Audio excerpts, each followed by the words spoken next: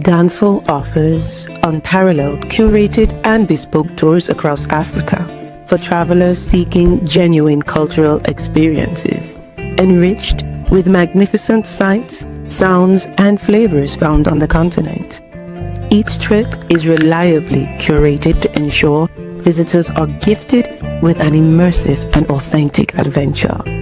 Whether you find yourself strolling along the charming white sand beaches of Sierra Leone, feasting on the mouth-watering delicious foods in Senegal, observing or partaking in various aspects of the Isheshe traditional system Ifa native to Yoruba land, Nigeria, with Danfo, you will rediscover a fulfilling sense of kinship to the true heart of the motherland, her communities.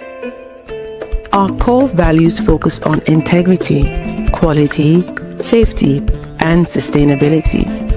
We are uniquely committed to assisting with the advancement of African infrastructure and promoting African businesses, so both travelers and the communities they visit receive beneficial exchanges. At Danfo, we understand the importance of connectivity, and we have created a model which provides bespoke experiences based on your passions or hobbies. With us, expect a long-lasting spiritual bond between you and your destinations. Live, love, Danfo Africa. To learn more, visit danfo.africa.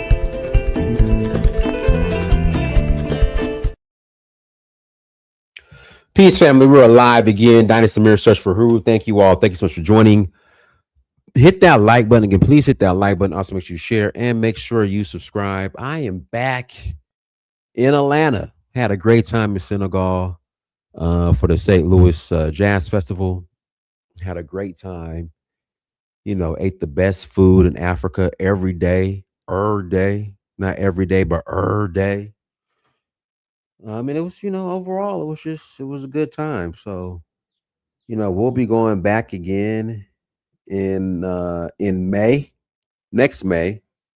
So if you're interested in joining us, visit Danfo.Africa. I'll have the we should have the dates for next year here soon. And once I get those dates, I'll update the site and you guys could go and check us out and visit. We'll love to host you on one of our many excursions. So in August, we are going to Nigeria for the Oshun Festival. September, we're doing Zanzibar. End of September, we're doing Kenya. In November, we're doing Ghana and Ivory Coast, along with Sierra Leone. And then in January, we're doing the Voodoo Festival in Benin Republic. So if you're interested in joining, please visit Danfo, that's DANFO .Africa to learn more. And for those who don't know the site, who've never been, oops, wrong link.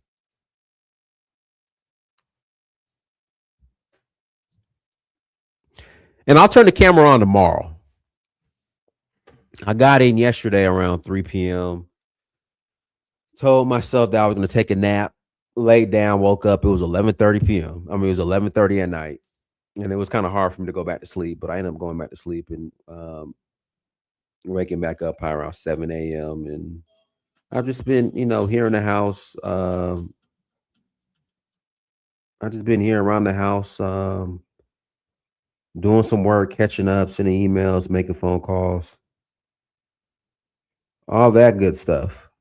You know how it is when you're gone and you gotta catch up. So that's primarily what I've been doing. I ain't complaining though. I ain't mad. But guys, here's the link or the website. Make sure you subscribe to the newsletter so you guys can stay updated on, what we got going on over at Danfo. Today, what we're talking about today, Sonko, Faye, his boy that he put on. Well,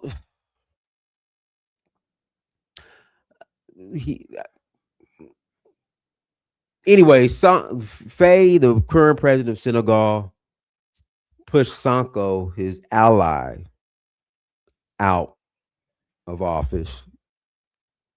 He was fired for the most part.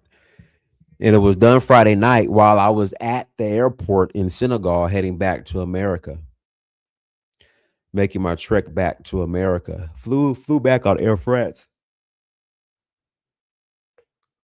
So went from Dakar to Paris. And if you have to lay over in Europe, I would say Paris and Heathrow. So Charles de Gaulle and Heathrow are the two airports if you have to lay over in Europe. Those are two airports that I've been to that are the most transit friendly. Again, those are the two airports that are, for the most part, the most transit friendly. If you got a layover, then from Paris, flew to Atlanta on Delta. Now, guys, this is kind of off topic a little bit, but what I'm noticing about Delta for these international flights, they're giving you smaller planes. So usually, how the planes are, it's 3-4-3. So it's three rows, like three. How can I put it? The middle seats they're in fours, and then the aisle seats they're in three. So it's usually 3-4-3. Now it's 2-3-2. So you're getting smaller planes on these Delta airline flights internationally, and then the bathrooms are little as hell. They're even smaller. Yeah, you're right. Sonko does have a different idea um, from Faye on far as how to react to the debt issues. From my understanding, Sonko wants to use more of the Arab countries. Faye is getting money from the IMF, or they owe the IMF a lot of money, so they're dealing with that in regards to paying that back, and they just have different ideologies. But if you guys don't know the story of Sonko and Faye, Sonko was locked up and was accused of some stuff. Um, in which he was disqualified for running for president. So instead, his party, or their party, the current president as well, they decided to allow Faye to run, and he ended up winning. And so this is supposed to be the Batman and Robin, and the dynamic duo, but they've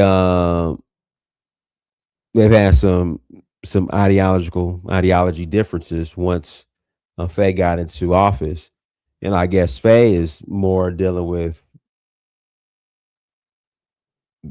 the reality. Well, the reality is they owe the IMF, and they're in debt, and so instead of this, anti-West, anti-French, kick the French out and be anti-West, Faye's like, no, we got to work with them. And Sonko is like, no, absolutely not. He's anti-West, anti-IMF, to the point you would think that Senegal was going to join the AES.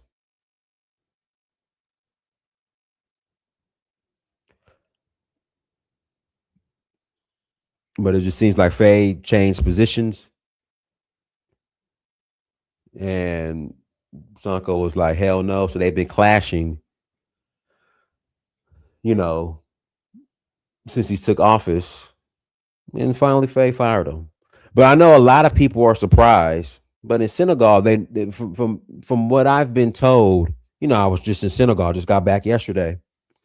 My people in Senegal, they were like, this was gonna happen. Like they were expecting it. It wasn't if, it was when. But again, the people outside of Senegal, they're shocked and surprised.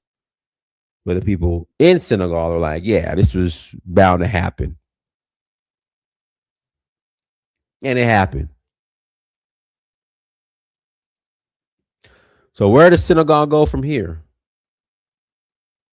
But what's interesting,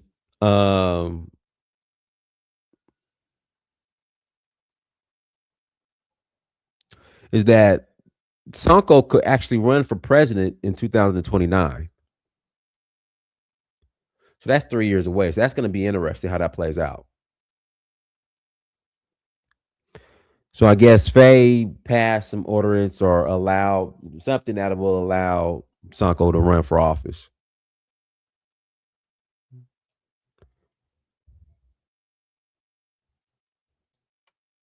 So that's interesting.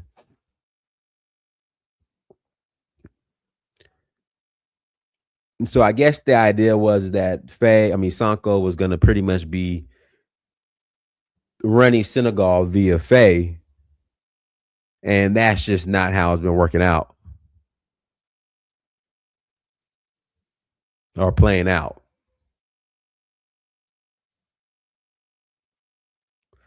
So it's going to be interesting to see where this goes. And see how this plays out. But yeah, so that's what's going on. But again, people on the ground in Senegal were like, they're not surprised at all. They said they knew it was going to happen. But of course, the people who were outside of Senegal are shocked. So yeah. I'll put the link in the chat room shortly. And you guys are more than welcome to call in and add to the conversation and give me your thoughts on what's going on in Senegal. Senegal's President Bassirou Faye has fired Prime Minister Ousmane Sonko. It comes after months of simmering tensions. So perhaps more on this, we're actually going to get the latest now developments in Senegal. Speaking to SABC News specialist correspondent Sophie Mukwena. Sophie, good morning. I mean, if we're looking at the significance of what has transpired, talk to us a little bit more about that. We saw them singing from the same hymn sheet at some point. What could have caused this breakdown in relationship and ultimately this fallout between the two leaders? Well, this fallout started months ago when the two leaders couldn't share the same vision in terms of what needs to happen to cut expenditure in that country, but also in relation to the economic policy of that country. The current president, Faye, is more lenient to the French support and also believe that they can still play a role in assisting that country. While you had the prime minister who was very radical, who believes in a total shackling of the influence of France in particular. And therefore this led to tension. And we know that this was bound to happen because you would recall that the prime minister was the most popular person in Senegal during elections in 2024. But unfortunately, the then government of President Macky Sall pushed, and he was finally jailed, and therefore that prohibited him from being the president of the country. And there was a view that he was being persecuted because there was fear that he will win elections. And of course, after elections, after he agreed that his people, his party must support the current president and that he be the president, Faye, even though he was not as popular as he was, there was an agreement that he will be released from jail, and indeed he was, and later there was a push to amend the section of the constitution to allow him to contest elections in 2029. But there was dragging of feet by the current president, and therefore there was that kind of tension because you had the popular candidate handing power to someone who wasn't that popular, and therefore that tension played itself. And of course, allegations of external influence. Well, Sophie, I mean, the big question then is, what does this mean politically for the country at large? Reactions from Ousmane Sonko at this point, you alluded to it, he was hugely popular amongst the youth vote. So what does this impact the dynamics? the impact is massive. You can see that after the announcement last night, young people took to the streets protesting. But secondly, it will have an impact in the region, that is West Africa region. You know that that region has experienced a number of coups in the Sahel belt. But secondly, you know that that country was seen as an example of a mature democracy because since independence, Senegal has never experienced political and security instability. It was one of the anchors of democracy in West Africa. Now, when you have political instability in Senegal, it adds to a number of countries in that region that are not stable, including those who left ECOWAS, that is Burkina Faso, Niger, and Mali, now Guinea, Bissau also after the coup. And now you have this situation in Senegal. I'm sure Senegal still being a strong member of ECOWAS, this should be a concern for ECOWAS as a regional organization because you can't afford another country descending into chaos. And therefore, it will be interesting to see what's going to happen. But don't rule out partnering of the current president and the former president, Betrayal, to try and deal with Sonko. And that will lead to heightened. All right, go ahead, Elvis. All right. Thank you, Dennis, and welcome back. Look, like what the lady was just saying at the end of her statement there is a smart analysis because you've been to Senegal. I've never been, but you've been multiple times. And I think you said that's one of your favorite countries to visit. And it's been like that with Senegal developing, having a peaceful country, a nice, nice democracy in that region. And they've been doing all of that with while cooperating with France. And they see things to be stable, in their country. So if you have a guy like Sonko who allegedly raped somebody in a massage parlor, I don't know what he was massage parlor.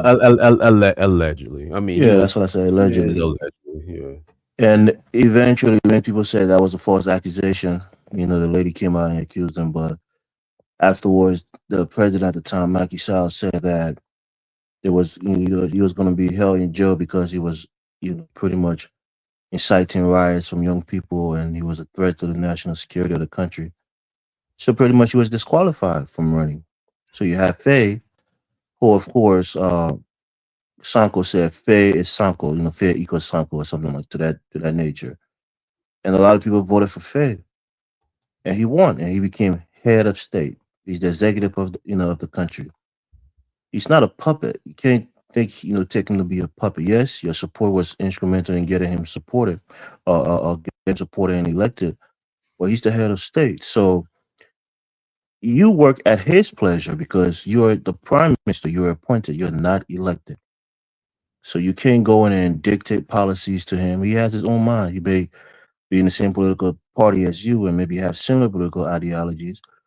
But once a president gets into the presidency and he realizes the the liabilities of the government, especially when it comes to debt, he has to make strategic decisions from his advisors, his economic advisors, and so on, and really look at what's best for the country. So if Sanko wanted to make certain decisions, if it goes wrong, the president, head of state, would be blamed for it. So trying to get away from France, trying to take this extra radical approach and dealing with these Arab countries. We already see what they're doing in Sudan and even in West Africa, supporting these jihadist groups. So the president make the decision. You know your place as a prime minister who's working at his pleasure, and you don't try to challenge him because you didn't put yourself in a position to run for the presidency. He did. You got yourself caught up in legal matters, whether rightfully or wrongly, but he won the elections. You have to respect him. So for me, I just hope that Faye actually comes out on top on this matter, because I don't know if the people in Senegal are cramming for a revolution like what we saw in Niger, Burkina Faso, and other places. I think they're pretty stable. They like their country. They think their country is well ran. Besides that little hiccup with Macky Sall not wanting to leave power, Senegal has been a well ran country. Now they have some issue with debt. Maybe Faye can, strategize and maybe bring that debt down and maybe grow the economy a little bit. But just cutting off, your ties with a Western country that's helped you grow and build your country up to this level, I think it's foolhardy. And maybe, sanity will come in the next election. Maybe the people would pick the president they feel like is best, ready to lead them. But I'll pass to my Dynasty. No, go ahead, CD. Hey, Danny, this is Harvest. That's everybody. What's up, man? Yeah, good. Yeah, that's I'm not surprised at all. I knew this was going to come. Especially when there was assisting to Sanko, they call Aminata Toure, and she was a strong person in a political party, and Diomaye Faye went and fire her and put his own representative in that position. So there where the tension started. That's almost like 2 years ago. But they both belong to the same political party. Even though Sanko is the chairman of the party, but Diomaye Faye is the stand-up bearer for the party because of what happened when he went to prison.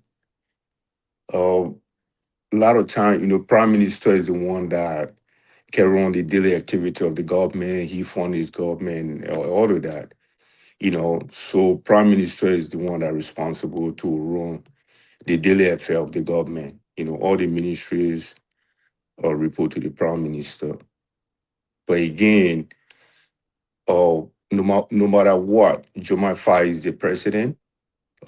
And for Sanko to come out and criticize the justice system, that because they have some of the Macky Sall government officials that were arrested for corruptions.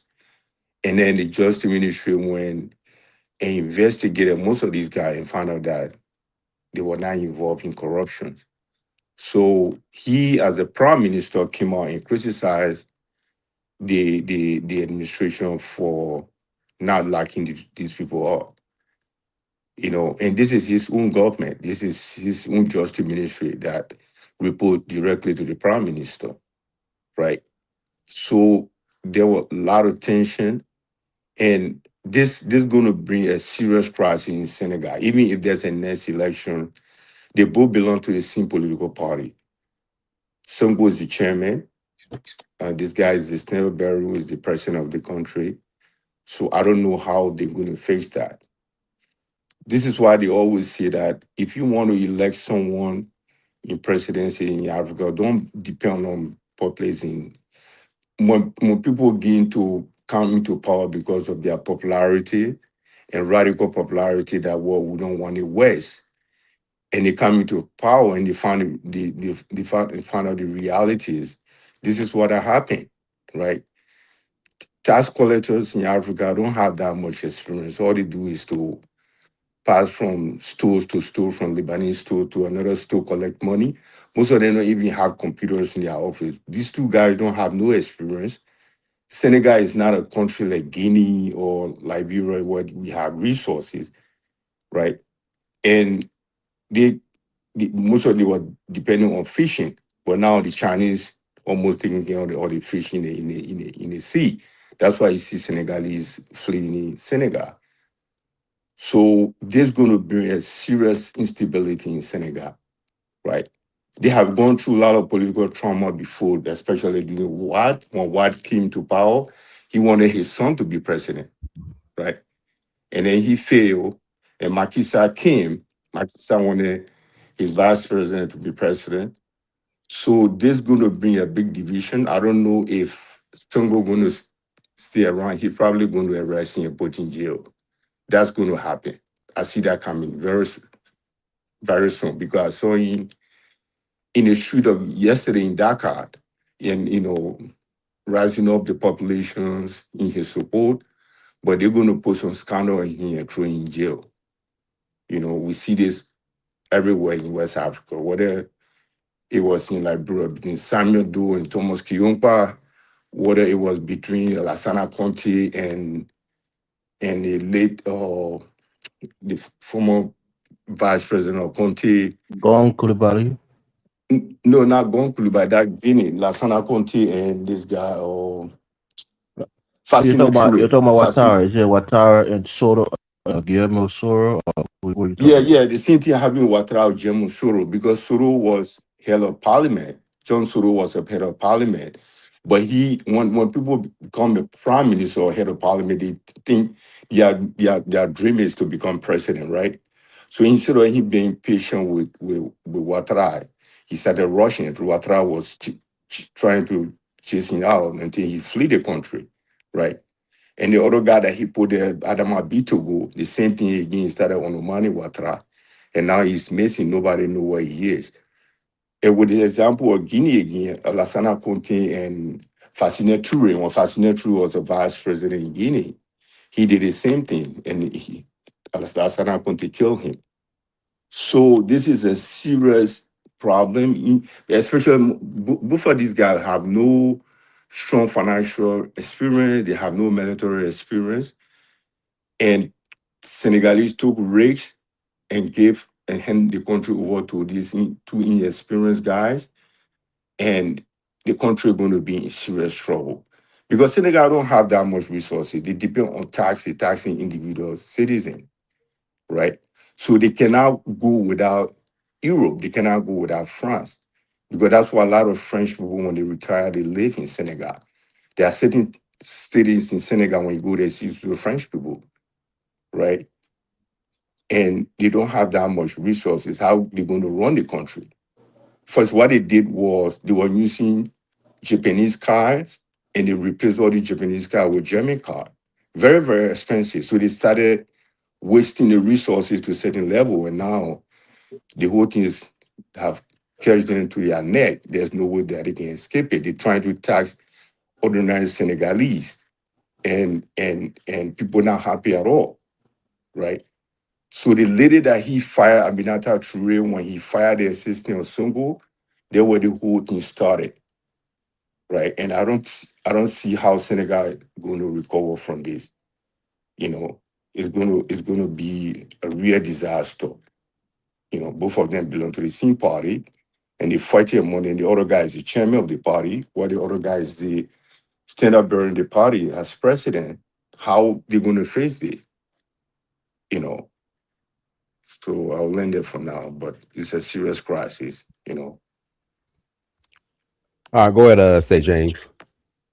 Hi, Dennis. Thanks for having me. I thought you were going to extend your stay in Senegal to watch the situation unfold. Man, what happened? No, like I was planning on leaving last Friday, and like while I was at the airport, that's when people started talking about it. So because it happened last Friday on Friday night. So yeah. Oh, okay. Are the Senegalese gonna call in today? So we need some Senegalese in here, man. Oh, It's, but let me hit the topic, man. For those people who don't understand Senegal, who are new to this, it's not new to us. We Francophones, Africans, we know exactly what's going on in Senegal. If you look at the history, this has always happened in Senegal. From Senghor, the first president, and their prime minister happened. If you move down to Abdou Diouf and his prime minister happened, you move down to the Abdullah Wade and his prime minister happened, And when I saw those two guys took a meeting with the former president, right, Macky Sall, all of us knew the fix was in. We knew that something was about to happen between the two. And I told some of my Senegalese friends, I don't see these two guys finishing the first term together. I told them that, and I was trying to be right. So listen. So someone was talking about the program, right? When you run on the program, Africans are not idiot anymore, right? When you run on the program, and the youth of Senegal, right, they wanted something, and they saw that your party was going to be able to be the one that will deliver for them. You run on a program and then you win, right? And the way by which they win, it was spectacular. Coming out of jail, and running against the establishment and winning was something. So that means Senegalese have made a statement that they don't want the status quo. They want to turn the page, right? That's the program these two agreed. So now you get the power, right? You become the president, and this guy become the prime minister. And in the middle of running the program that you were voting on, you want to pivot. Once you pivot, then it becomes a problem. Sonko, we all know Sonko. We know where Sonko stand. We didn't know Diomaye like that, right? So we're like, okay, what's going on? First of all, let me tell you about what happened. Sonko didn't agree with the fact that Macky left the country. Sonko didn't agree. He said, no, a lot of people have died. During the process of democracy, a lot of people have died in Senegal. And why are we letting this guy leave? So Faye was acting really very suspicious. Like, okay, I don't like what. So Sonko is asking questions like, why are you letting these people leave? You can go back and watch how many people died in Senegal. All these people are talking about that democracy has been peaceful in Senegal. That's a lie. Over 100 people got killed by soldiers, by the military and police officers in Senegal. Over 100 people. Businesses have been looted, right?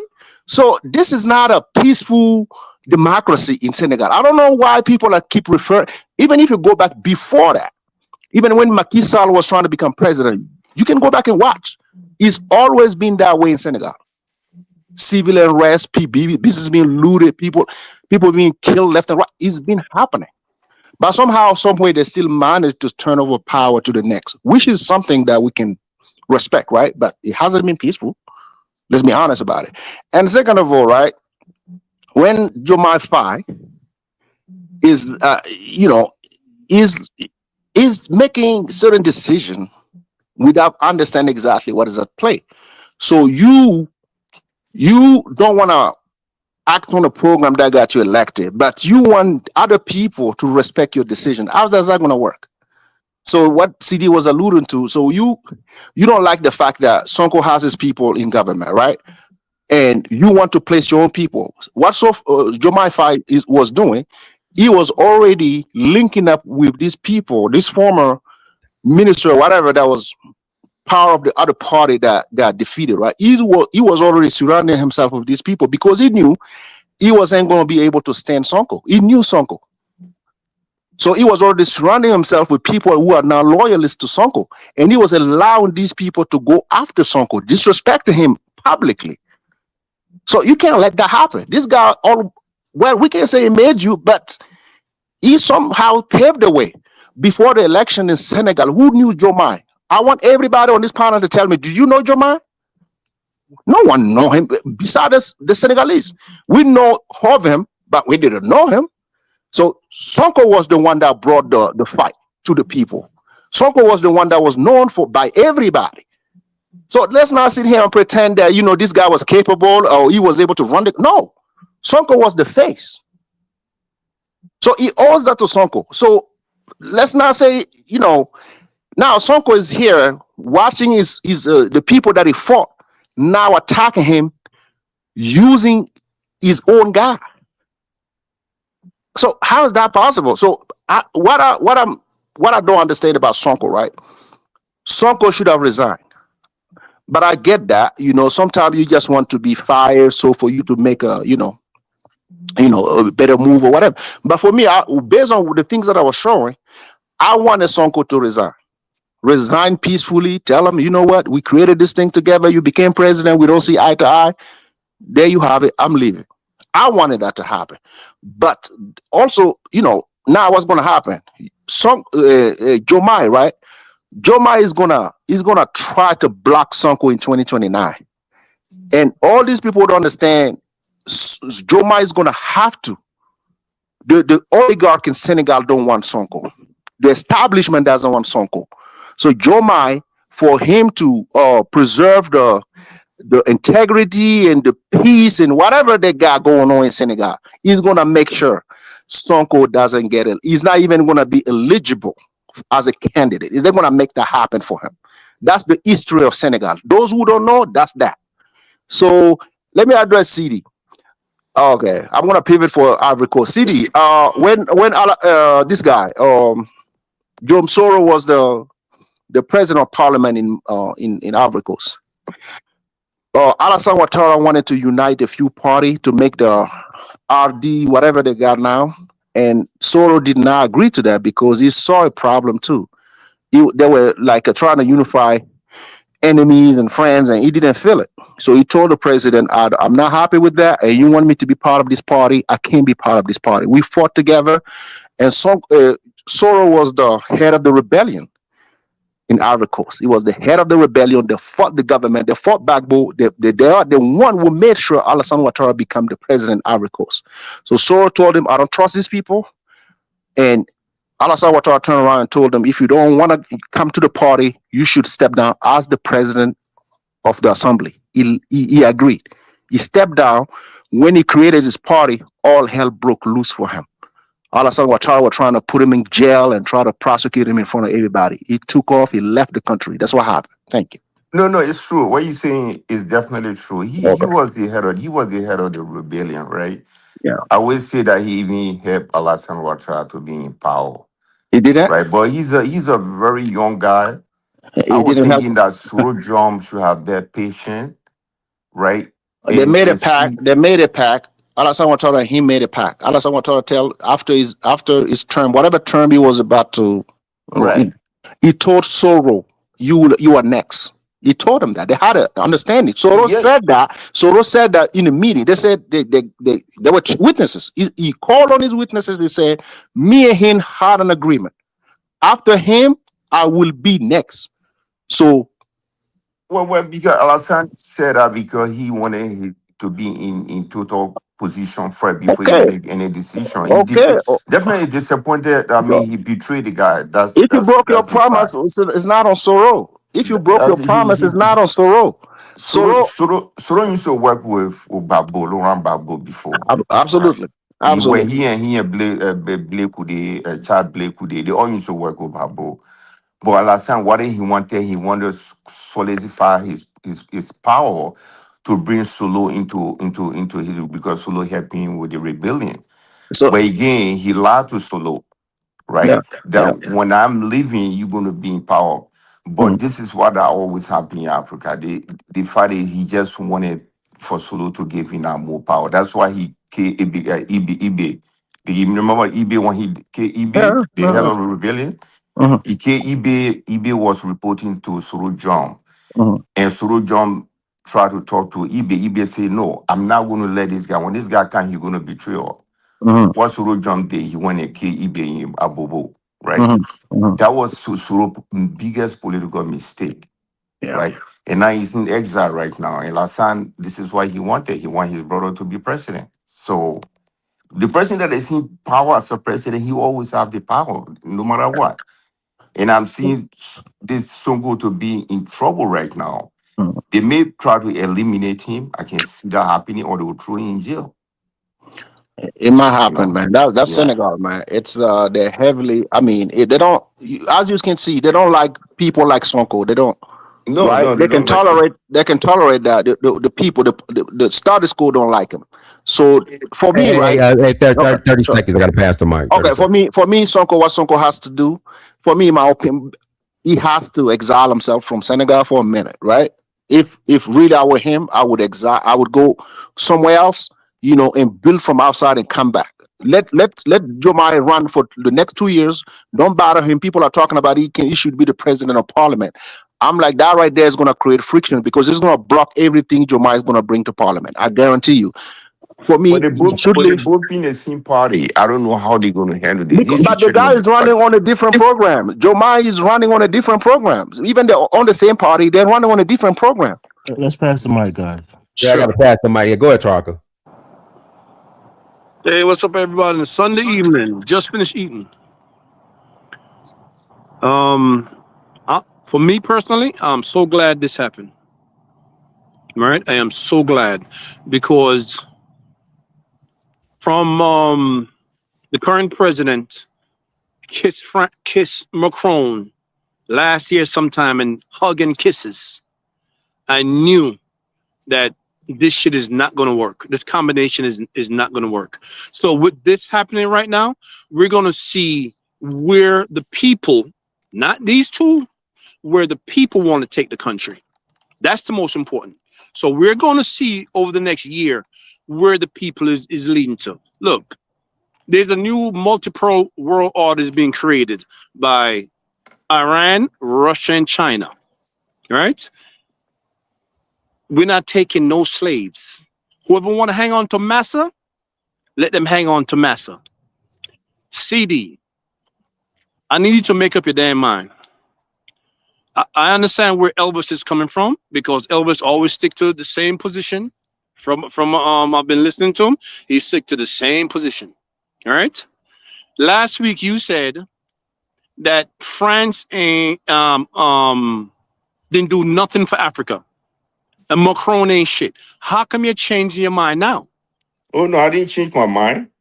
I did not say anything that's in You favor of just said France right now. Senegal needs France. That's what you just said. Well, because the reason I'm saying that is you can't compare Burkina Faso, Mali with Senegal.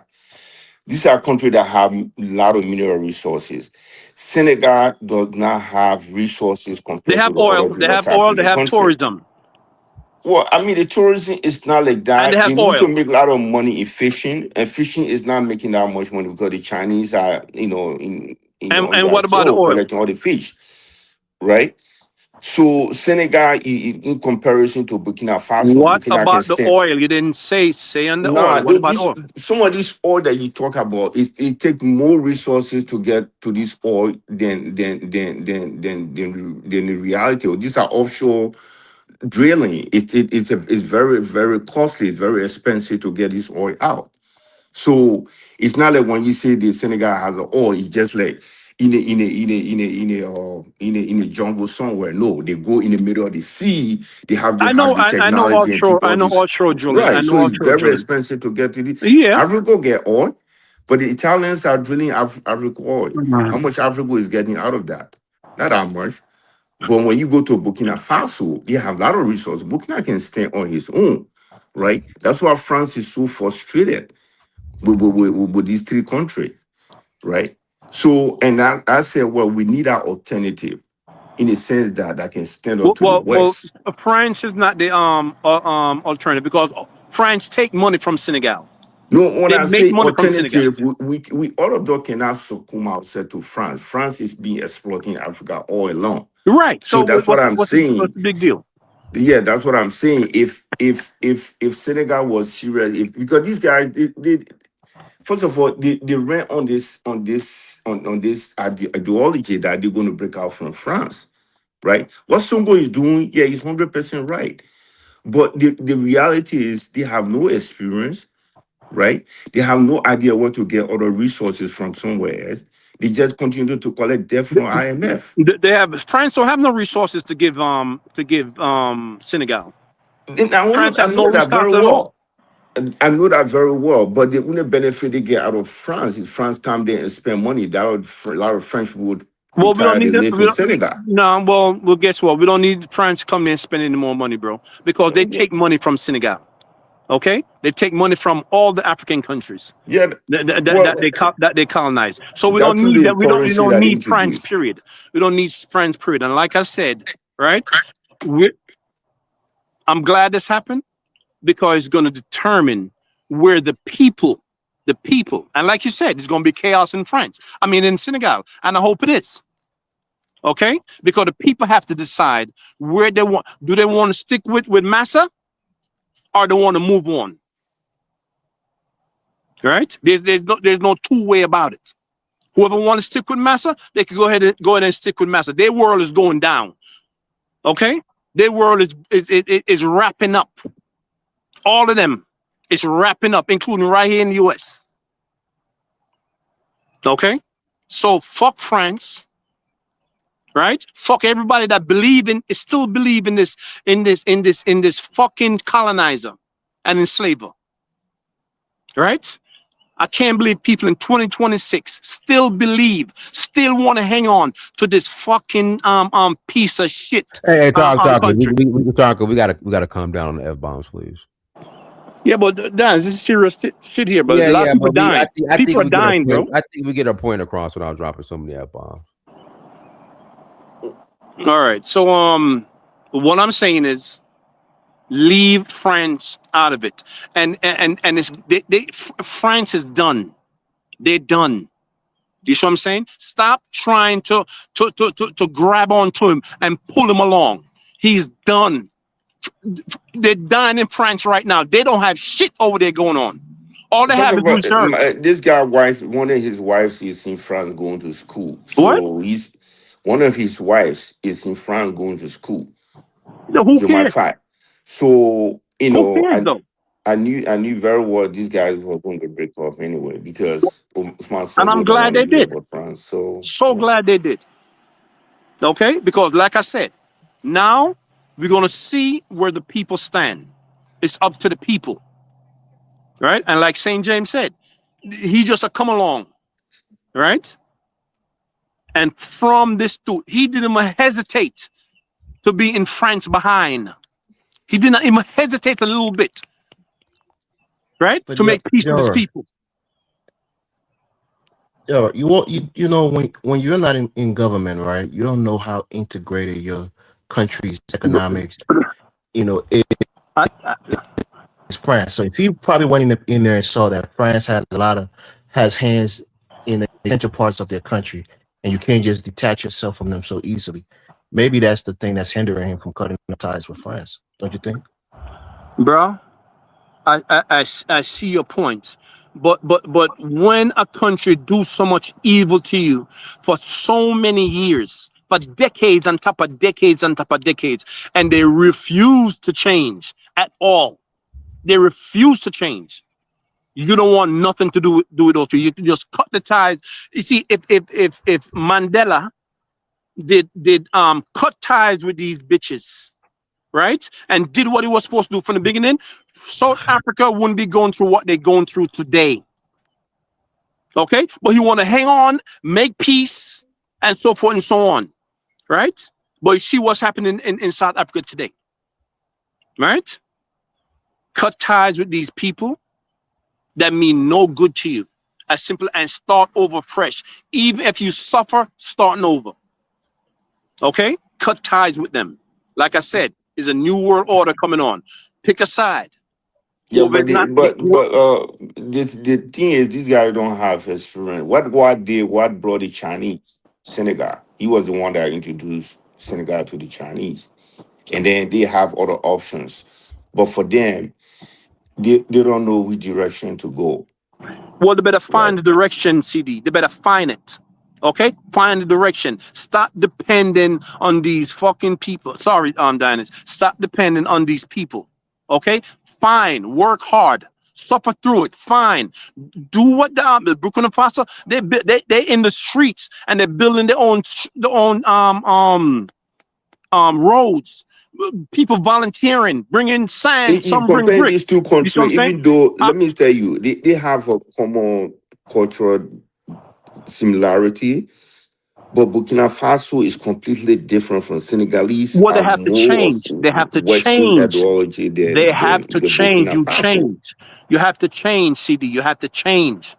Yeah, Okay? yeah, you're You have right. to adapt. You have to adapt. And you have to work hard. It's as simple as that. You All see right, what I'm guys. saying? Let me pass the mic to Africa. Africa. Go ahead, Africa. Africa. Yeah, greetings to everyone. I hope everyone's well and you had a great weekend. Dinus, I hope you have a great time in the great ancestral land. I did. It was Are you great. still there? Oh, No, I'm wicked, back in the wicked. States. I came back here. I arrived back in Atlanta yesterday. Oh, wicked. Amazing. I mean, good, good, good, good. It's good to know that you've been there, you had a good time, and you're back home. Yeah, Congrats I to know you, Senegal damn is Arsenal supporters. Freaking congratulations. up the Gunners, up, up, up, up. We're gonna win the Champions League as well. I was thinking of you, Elvis. I couldn't wait to give it to you, but you know what? Because we won it, I'll leave you alone. I hope you support us for the Champions League.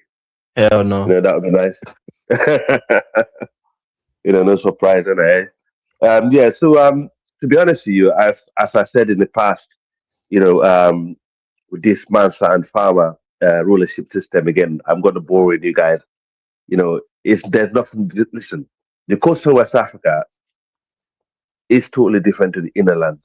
Their mindsets, the relationship they have, and how the people are wired is totally different. Okay, I'll start with that. The country like, because even Sierra Leone, where I come from, where and Liberia, we always have been Pan-African states. But when you look at how I studied our people recently, fairly recently, if you look at how people are wired, and I study them online and how they think, they're very, for some reason, they're still caught up in this uh, pro-West, like this West savior mentality. It's hard to get them away from it. Coastal West Africa, from Senegal, um, all the way down to Nigeria, is they just are they're heavily tangled with the West. It's very difficult to take them out, and I noticed that, and that's one. The inner lands, like the Sahel, like the EES, for example, most of these countries, the people there, their mindset are totally different. You can see the difference because those people in the Sahel, you can see why they like this. They like sovereignty. They don't like to be ruled. These people build kingdoms, they build empires. They have had their own independence for centuries. In fact, some of the Europeans came to the Sahel region to learn from these people. So for you to come and tell these people what to do and start ruling them and bossing them around, it's a very difficult thing. So if we look at those aspects, that will help us out when we deal with our emotions and how we see these people, these nations and how they run their countries. It's a man and a farmer. Okay. Um, I mean, Senegal. I mean, to be honest with you, as some people already highlighted, like I think St. James did said that he's not surprised that um, this happened. I saw it happen. I saw this coming because you have two bosses in one room. Anytime you get that, it's a difficult one, isn't it? Because they're both been through the same struggle, but we know the limelight was always on Sonko, and they both made it, and they came as some kind of populist movement, and the movement was really concentrated on Sonko movement, not on Jamai Five, but the grassroots was behind Jamai Five. The populace was behind Sonko. And it's the same thing I discovered when I went to my Senegalese restaurant because I'm very close to the owner. Where I sit there drinking ataya and and chill out. I listen to them. I don't get involved because I don't know a lot about Senegalese politics. All I know is our ancestral home, and I listen to them. These guys are people of all ethnicity, of all background. They all come from different angles. Okay, and this evenly splits. Some of them think Sonko is a liability, is holding the government moving forward in terms of what they want to do. That's why the government is not, doing well because the reason why they are struggling, because the government is not doing well. Okay, and the other groups think Jamai Five is not is a problem. That's the reason why the government is not doing well. The economy is doing bad. And so it's a very funny one. And I think what will happen is, I think CD also pointed out, they will try and make Sonko irrelevant, and I think that's going to happen. So, and basically, what will happen probably by next election, he's not going to be that relevant. Maybe the opposition party who was in power will probably align with the current president to make sure he doesn't, have a foothold to stand on. So What about the he will people, continue. Africa? What about the people Yeah, of Senegal? the You see people the are rally evenly. you see the Yeah, rally that you just have? What's going to happen with them? That's what I'm saying. okay, right. As you remember what St. James said, people get killed in Senegal through a lot for rallying, and this is West African issue. A lot of them, gets, it will. Okay, the people in Senegal are evenly split. Okay, those that you see come out of the streets are very angry, and there are other people who sat, at home and seeing those people in the street as nuisance. And this is exactly what I learned from my guy, who is a Senegalese guy. Because after I had the argument, I spoke to him. He's from the Olaf tribe. Yes, he said to me, he said the people are not happy, but he said there are other people also that don't like that at all. Yeah. Well, So like I said, we're going to see yeah. which way the people go. That's what I'm going to say. All right. This is 2026, bro. This is not 2070. All right. So we're going to see where the people go. Yeah, I think that's exactly the point, right? So it's going to evenly split as we speak. Even in Senegal, they're split about this. Some people don't think he is, the government. Basically, the government in place. They're gonna look weak, and to the point that when the next election comes, they're gonna look at these governments, their performance, and based on the previous government performance, and that's where the people will go. Because majority of the people that elected these guys, okay, like Sonko and Diomaye Faye are the younger generation. These are not the normal voters. The average normal Senegalese voter, according to my one-off friend, they don't they didn't actually vote that much last election. They stayed at home. So majority of the votes went younger population because this Sonko and Diomaye Faye movement is basically organic from the younger generation, not from the grassroots voters. So it's And all that's who's depend going to on win what. out. The younger generation. That's who's going to win out. Yeah. Well, I don't know. I'm not Senegalese. I don't want to make things up here. That's in general. So That's anywhere in the world. That's who's going to win out eventually.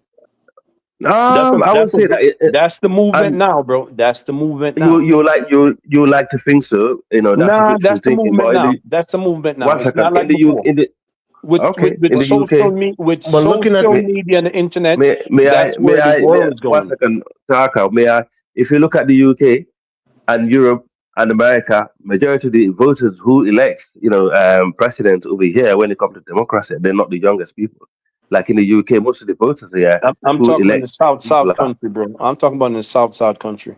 I'm not talking about okay. in enslaved places. For me, okay. For me, if I just finish it, for me, I just think, this is the problem with democracy. Sometimes, right? We think democracy is a final solution for our problems, but sometimes it can actually create more issue because now instead of carrying on governing and doing the things that they were supposed to be doing, now it's all going to be internal politics and wrangling instead of doing their job. So it's going to hold them back. I just But want to throw a little piece of information in yeah, here. yeah. One second. For someone that said Senegal doesn't have mineral resources, that's not true. Senegal is highly industrialized when it comes to the agriculture and like fishing. In fact, a lot of the people actually work in industrial agriculture. They produce a lot of stuff and service and tourist economy, mining. They have abundant resources. They have phosphate, gold, which is a major actually. They have loads of gold. They have oil and gas, and basically the industry and manufacturing food, they manufacture food. They got the industry is actually quite huge compared to other African countries. Let me just say this So I quickly, don't. Africa, then you Yeah. continue, right? Senegal get a lot of food from Burkina Faso and Guinea. Hold on, That's what CD, I'm hold on, telling you CD. right now. Hold on. Well, guys, before we do that, let me pass it to Two Niger because Two Niger's been waiting. Go ahead, Two Niger. Okay. Thanks, man. Thanks, Dinas. Thanks for having me. And greetings to all the panelists, the chat, and the viewers. Good thing you're on the continent. I didn't know you were in Africa, maybe Nigeria. He's Good thing back. that you are back, Dinas. Regarding these incidents in developments in Senegal, I guess human beings will be human beings. They will have their disagreements. For me, the disagreement, with my issue is what does that mean for the people? That is my own issue. Um, would your disagreement be for the greater good of the people? Are you which side is actually arguing for the greater good of the people? My For me, I'm not very optimistic with African leaders. They tend to lack ambition. They don't tend to do things in a decisive and saying whatever happens it happens. It's only the Sahel nations one can argue that they are taking significant risks, and whether it's going to lead them to development is something we have to watch the space for. From what I know about working with the Russians, they are capable of giving you security assistance in terms of even supporting you strategically in terms of security. But what would you do about development? Are you going to leverage the Chinese and all the necessary partners to help develop the country? The same is true for Senegal. All these arguments they're having now could be ideological, or it could be similar to the divide that occurred in some country whereby I think was it Traore that had to overthrow the somebody that they actually planned the coup together earlier on because the person wasn't doing what they were supposed to do. So could that be the situation you are seeing here, that the current president of Senegal is betraying the vision that they had in place, or is the other one just a spoiler because he is not the one at the top of the the ticket? I don't necessarily know what is causing their problem, but at the core of it, for me, is how does it change the plight of the Senegalese? How does it help them become stronger, more developed country compared to the rest of the world? And I really think that that's where our focus should be. Whoever is making that argument in that direction, I will take them more seriously. What I find with many African countries that are working with France is that they have this, their relationship with the French are based on old beliefs and old ways of thinking that, okay, the French are there to help us, or we have to do what they say so that we can be relatively okay. They will make sure me and my family are doing very well. We'll travel overseas, but the people are left behind. That is the model that the French people are known for, and that's France is known for. I don't necessarily know whether they will sustain it because we are watching the so-called change that the French is preaching. I don't know whether that is true. I'm not very optimistic because I've never seen it. If you want to change your attitude, you will see it very, very quickly. I've not seen that. All this stuff is rhetoric. They are buying time to come and finish the job. If the Sonko himself is arguing that, hey, you are getting distracted. The French are shining this shining light for you again, and you're getting distracted. You are getting hooked on their so-called promises. You need to back off and focus on what truly matters, like the way the Sahel nations are doing. If that's what Sonko is doing, I believe he's going to get the support of the people. And I believe that this current president in office, the problem there is that the French are backing him.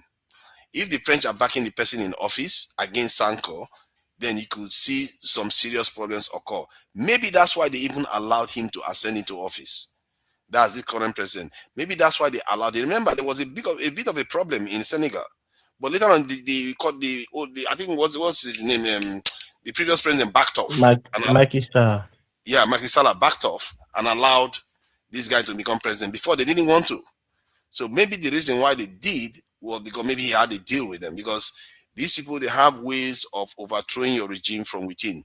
If you look at in Iran, there was a story that they wanted to even hand over to Ahmadinejad. This is somebody that sounded very anti-West before, but maybe somehow they managed to get to him and they were looking to hand over to him. But because they bombed his house to free him, he felt that, okay, that was too close call. I don't know what he felt, but he just changed his mind because of it. So these people have a way of overthrowing you within your own organization. So we have to watch his space and see what Sonko. I believe Sonko is either wanting to go further like the Sahel nations, or it's a personality thing. I'm not, human beings are very, very fickle.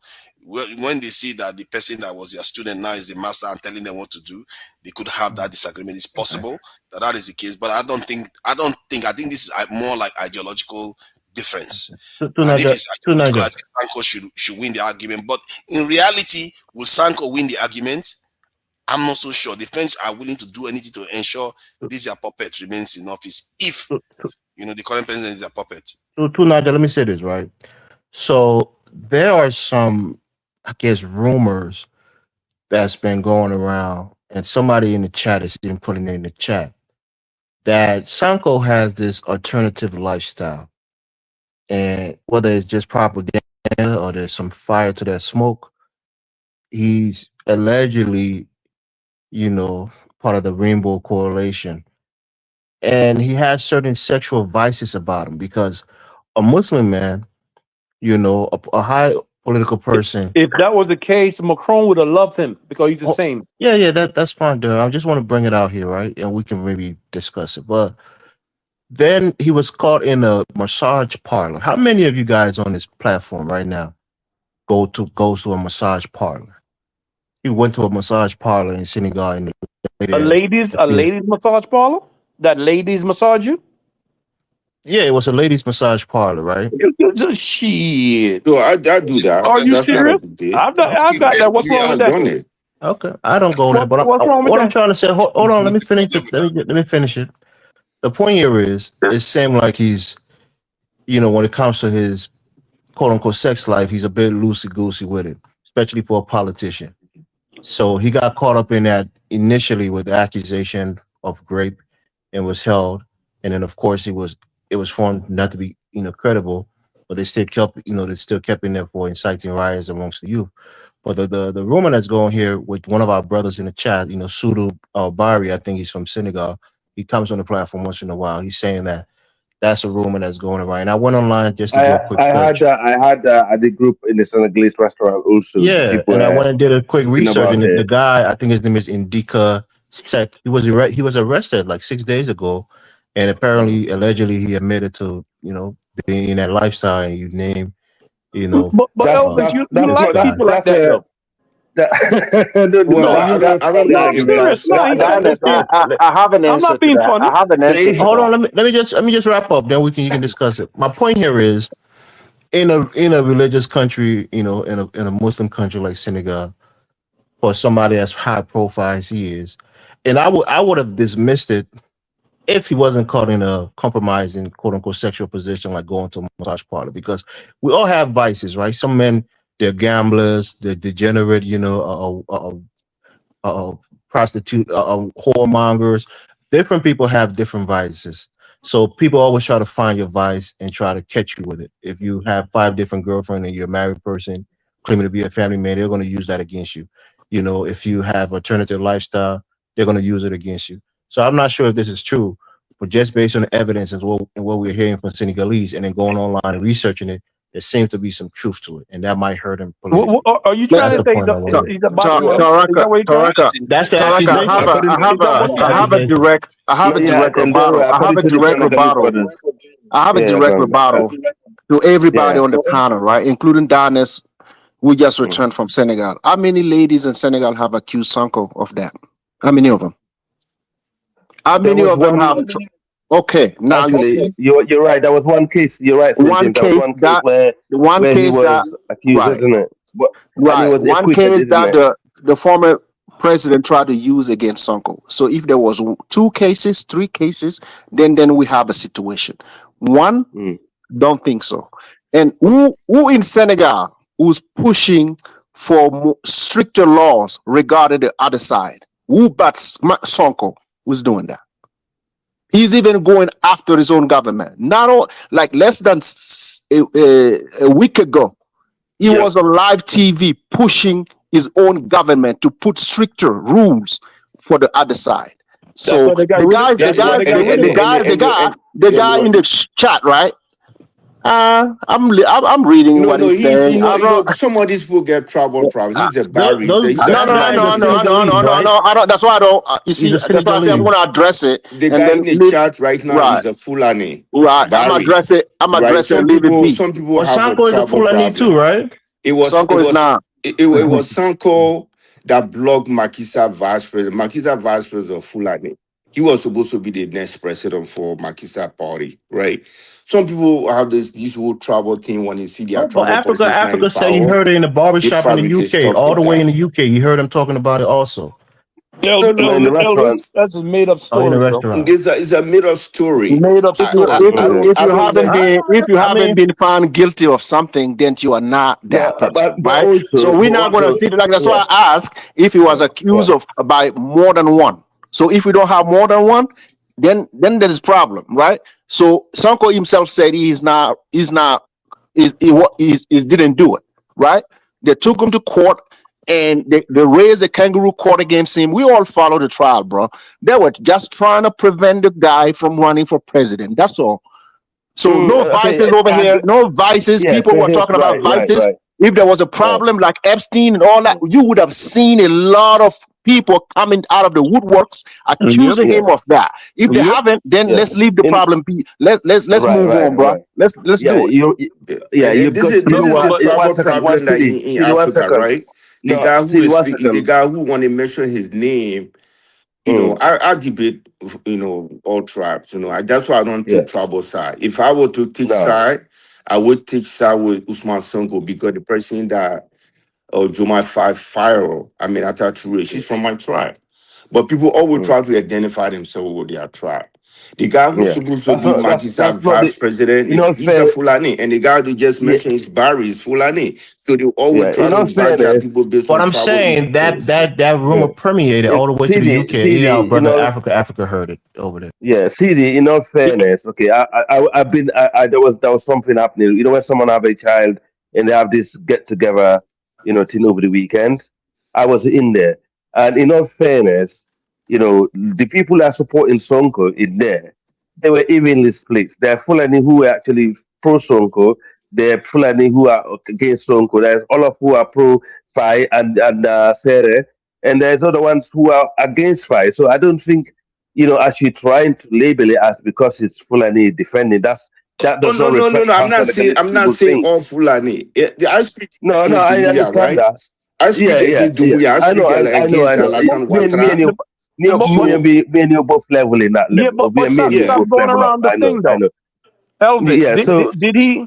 Hold on a second, Al. But I want to ask Elvis, did somebody actually see him with a man? It's not true. So there's this guy, his name is, I think, Look, what James said just now. One second. What James said earlier. No, one second. Let me make one thing clear. He was accused of raping a woman before, okay? And that's before before the election. And he was acquitted, you know, for that case. So he wasn't convicted for raping. So he was acquitted. That's when he was allowed to stand, and then they went for the election.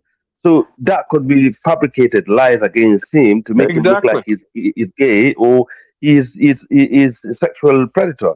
You know, and you know this. So we need to look at this thing because for me, because he's not convicted, I think that shouldn't be mentioned at all. Okay, but you heard it in the restaurant, right? Yeah, I had that 100%. Everybody hears stuff. And those are Senegalese who were talking about it, right? Everybody hears stuff, Elvis. Yes, everybody hears stuff. The point I'm trying to make, right? If you like in my country, right? Take CD maybe know this, but maybe not. There's a famous politician in Liberia called Louis Brown. Have you heard any rumors about Louis Brown before CD? Yes. Mm-hmm. Okay. So people from the country, they know the lifestyles of their politician and how they get down. So if somebody says something about them, you say, oh, they're just making it up. But people who live in the community, people who know these people, some people even know, you know, guys who have said certain things about them. There's this. I had a friend of mine who said his sister's what we call Kobo shop, you know, the little restaurant that the people have. Right. He used to go meet this light-skinned guy in the restaurant and told the sister to give him anything he wants and whatever. And people knew it was like an open secret that this guy was a bisexual person. Right now, he's our representative at the United Nations. People know in their country who's who and how their lifestyle is. What happened with Sonko? That rumor is coming from the Senegalese. There might be something to it, bro. Sonko only said that they should not be targeting people and beat them in the street and kill them because they are homosexual. That's all he been talking about. No, but then the guy, Deki Sek, who just got arrested for being gay, what y'all got going on in Liberia, right? What y'all got going on in Liberia, right? I guarantee what y'all got going on in Liberia, that wouldn't stay in Senegal. I'm telling you, if something was that, bro, you don't know Senegal, bro. Relax. If that was going on in Senegal and people have found out about it, that would have been the end of Sonko. That would have been the end of Sonko. That's why he said that they should not be beating these people in the street and kill them. That's why they do Senegal. The same thing in Guinea. They grab you as homosexual, they burn you alive. So he said, no, they should not be doing that. They are Senegalese. I agree with him. We should help them. I agree with him. And then he was saying that you all know my position. I'm a liberal. You know my position on these things. I'm not telling you that, you know, he should be gay people should be burned in the street. I'm just telling you, we are African. Yeah. We know these things. There's certain politicians amongst us who have an alternative lifestyle, who may have a wife, but also, you know, kind of flip the other way, We know these things, right? And Oh, yeah, for me, yeah, I can tell you No. one or two politicians who had suspicions about them in my country, and that's rumor And that's been even going on for Going out years. of your Georgia, going out of your to marriage, Georgia, going out of your marriage is known in Africa. We get that, but that lifestyle Yeah. that you're talking about, maybe that's going on in Liberia. Where we from? If you are It's that, everywhere. oh no, What's his bro. name? Let me finish. Let me Jim. finish. It's You everywhere, can bro. do it. No, let me tell you. If it comes to be known by the people, that's what I'm telling you. I want you to listen to me. If people come to find out that you live that lifestyle, you won't represent them anymore. That's what we go by. Okay.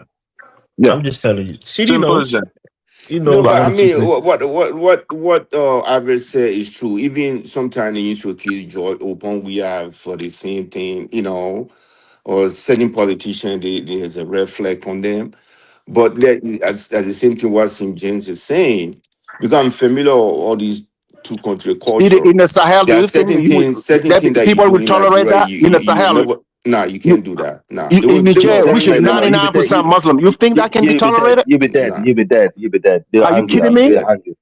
Yeah, they'll hang you. Mhm. Man, let's The not finish bring the other side over here. Like, come on, it's Yeah, all over the yeah. place. Like this guy's saying, it's not all over the place. Where I'm No, that's from, we not don't what. allow that. That's It's not what I not. We're said, not. No, Adrian. bro. No. Let me address. You said it's all over the place. I agree, but it's not. No, Where I I'm from, it's said not there. there are gays everywhere. Right.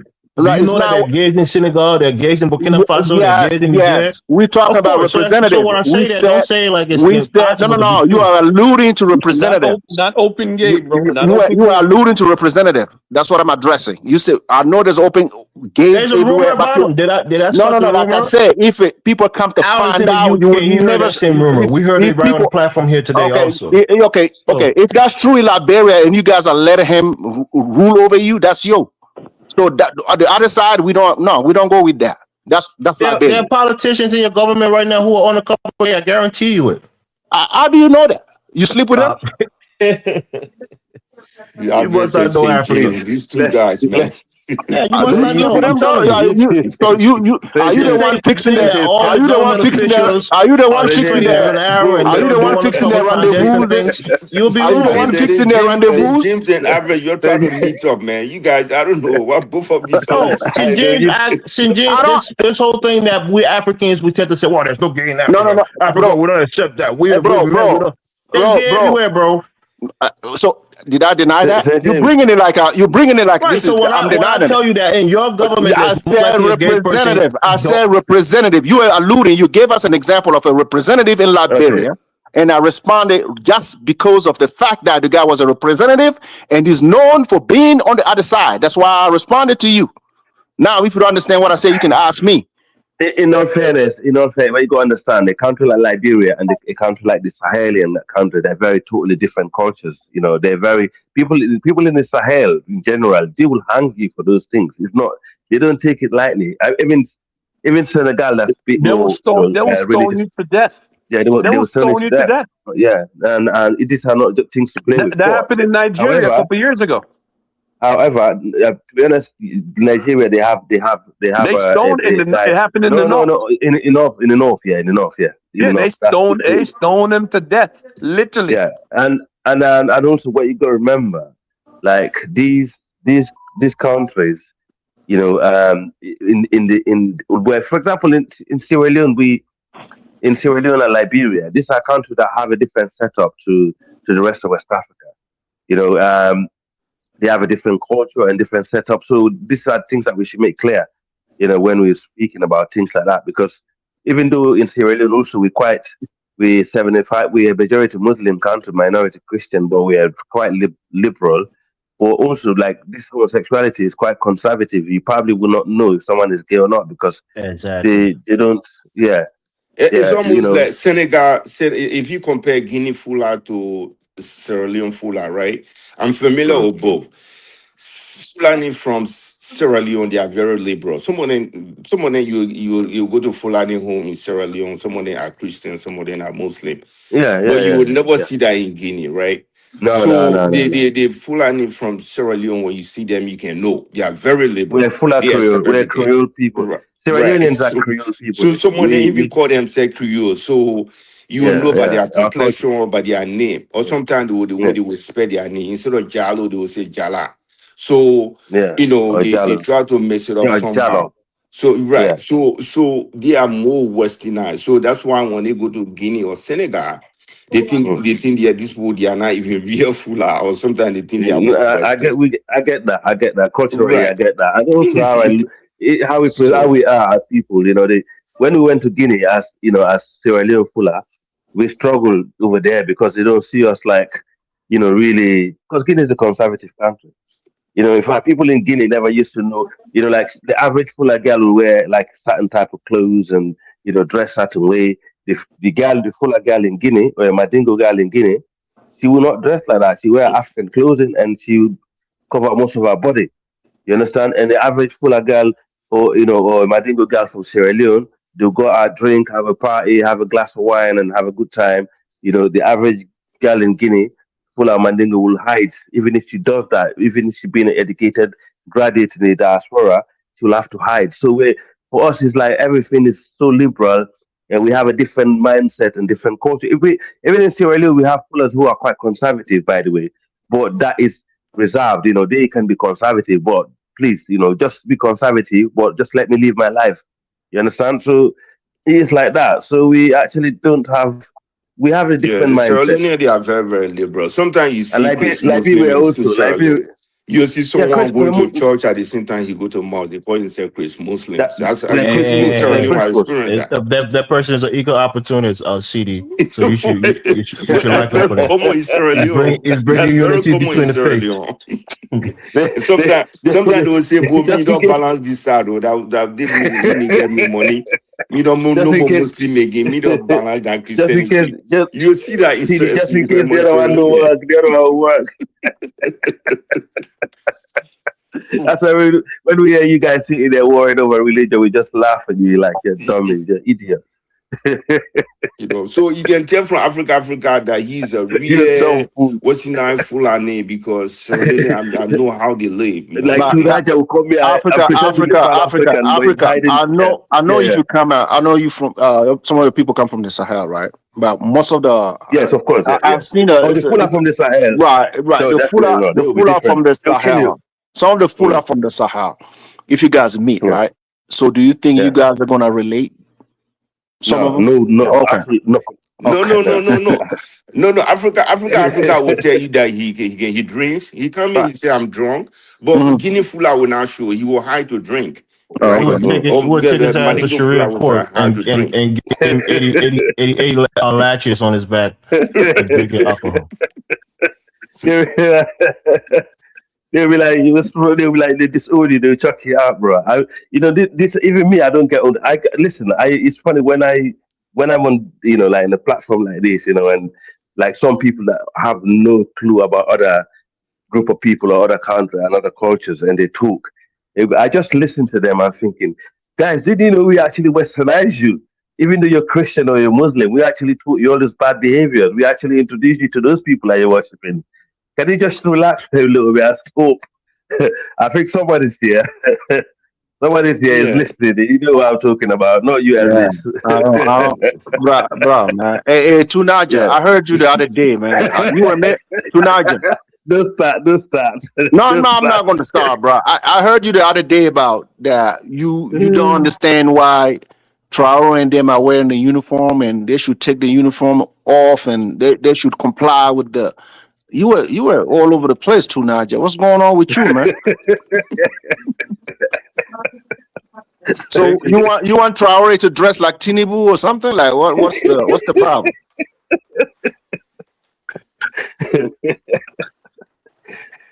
The only problem is that gut is getting too big for that tight shirt he be wearing, man. Well, the military would have said that because he's still on the That's why his battlefield. wife is treating him good. So His if wife that is battle treating was him good, that's preventing why. him, Put if that battle, on a physical regimen. if that Elvis, sometime when you see him, right, he wears a bulletproof. So when people are talking about a gut, guess what? He wears a bulletproof, and when he wears the uniform, he has it. We know a No. when we see it, man. We know a when we see it. St. Right. James. St. James. Yeah. There. When I was in New York, Mm-hmm. there is a jujitsu master. right? He was about 60 years old at the time. I'm not even sure if he's still alive today. He was about 60 years at the time. He got a beer belly. Right. Go fuck with him I know. and see what happened. What's your national dish Okay. in Burkina Faso, St. James? What's that? What's your national dish that you guys eat the most? We really don't have a specific name for that in French. So we eat rice. We eat rotten fish, rotten lamb, rice, and Wow. that's one of the national dishes. Like we eat a lot of rice. He's getting like 6 servings of that a day now, man. You know he's the head of state, so who's that? Good. It's expanding rapidly. What do you say? I said he's eating like 6 servings of those things that you guys like to eat in Burkina He Faso. ain't So his that gut big, is Elvis. extending Come on now. rapidly. He ain't that big. You think Well, the you dude noticed is it too, right, pregnant or Daryl? something? In all fairness, you not noticed he that got a big. little, he got a He little got a girth. little gut. Yeah, he got a little gut. He ain't that big, man. Come on now. You know when you're on the battlefield, right? Maybe you saw the video when it came from the battlefield. A lot of videos, when it was taking power, these people came from. That some of the soldiers they're on a regiment, right? When they go on the battlefield, they're on a tight regiment. So maybe when he became president, he loosened up on the regiment a little bit. So he put up a few weight. That don't mean he's not capable. That's He's not natural, capable. bro. That's Yeah, natural. that's Go very measure him and natural. see what happened. Yeah. He's eating another chicken and guinea fowl, man. I That's why you gotta watch him. I guarantee he's a black belt or something. I The saw. Sahelian Listen, dishes are one of the best dishes. I saw them training the other day. I saw Burkina Faso training the other day, and these were women, bro. You should have seen the martial arts that they were doing. They were taking their gun apart blindfolded. Okay, they were taking their gun apart and putting it together blindfolded. You see what I'm saying? So, please, them people's being well trained, bro. They ready. They're right. I want to come marry one. Huh? Look, let me say this, right? Let me tell you something. I'm taken for a long time already, bro. But yeah, you married to a Jamaican, Delroy? Yeah, just happen to be Jamaican. Because you know they ain't gonna go for no type of second wife. They're gonna knock that fried outside your head. But I'm saying, look, the Senegalese people, right? You think are they a radical revolutionist who probably wants to cut all ties with France? You think that sentiment is ripe in Senegal, or you think maybe more people are okay with the status quo rather than switching everything up like what Burkina Faso, Niger, Mali did? People at the bottom, people who place these people in power, I don't think they would mind.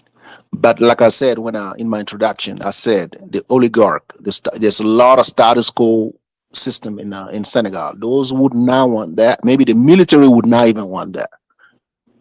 So it's going to be difficult for Sonko to implement a program like that.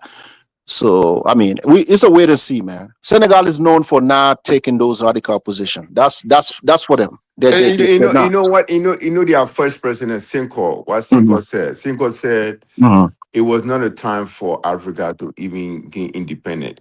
He wanted the African to remain under the French rule for France to develop Africa before they turn over power. So he think it was too premature for African country to take over. Right. That is classical mentality to a lot of Senegalese. And besides that, Bassirou headquarters is in Senegal.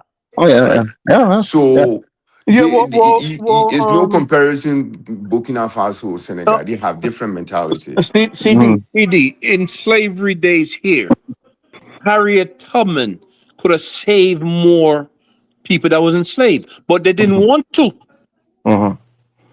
You understand? I mean, that really happened.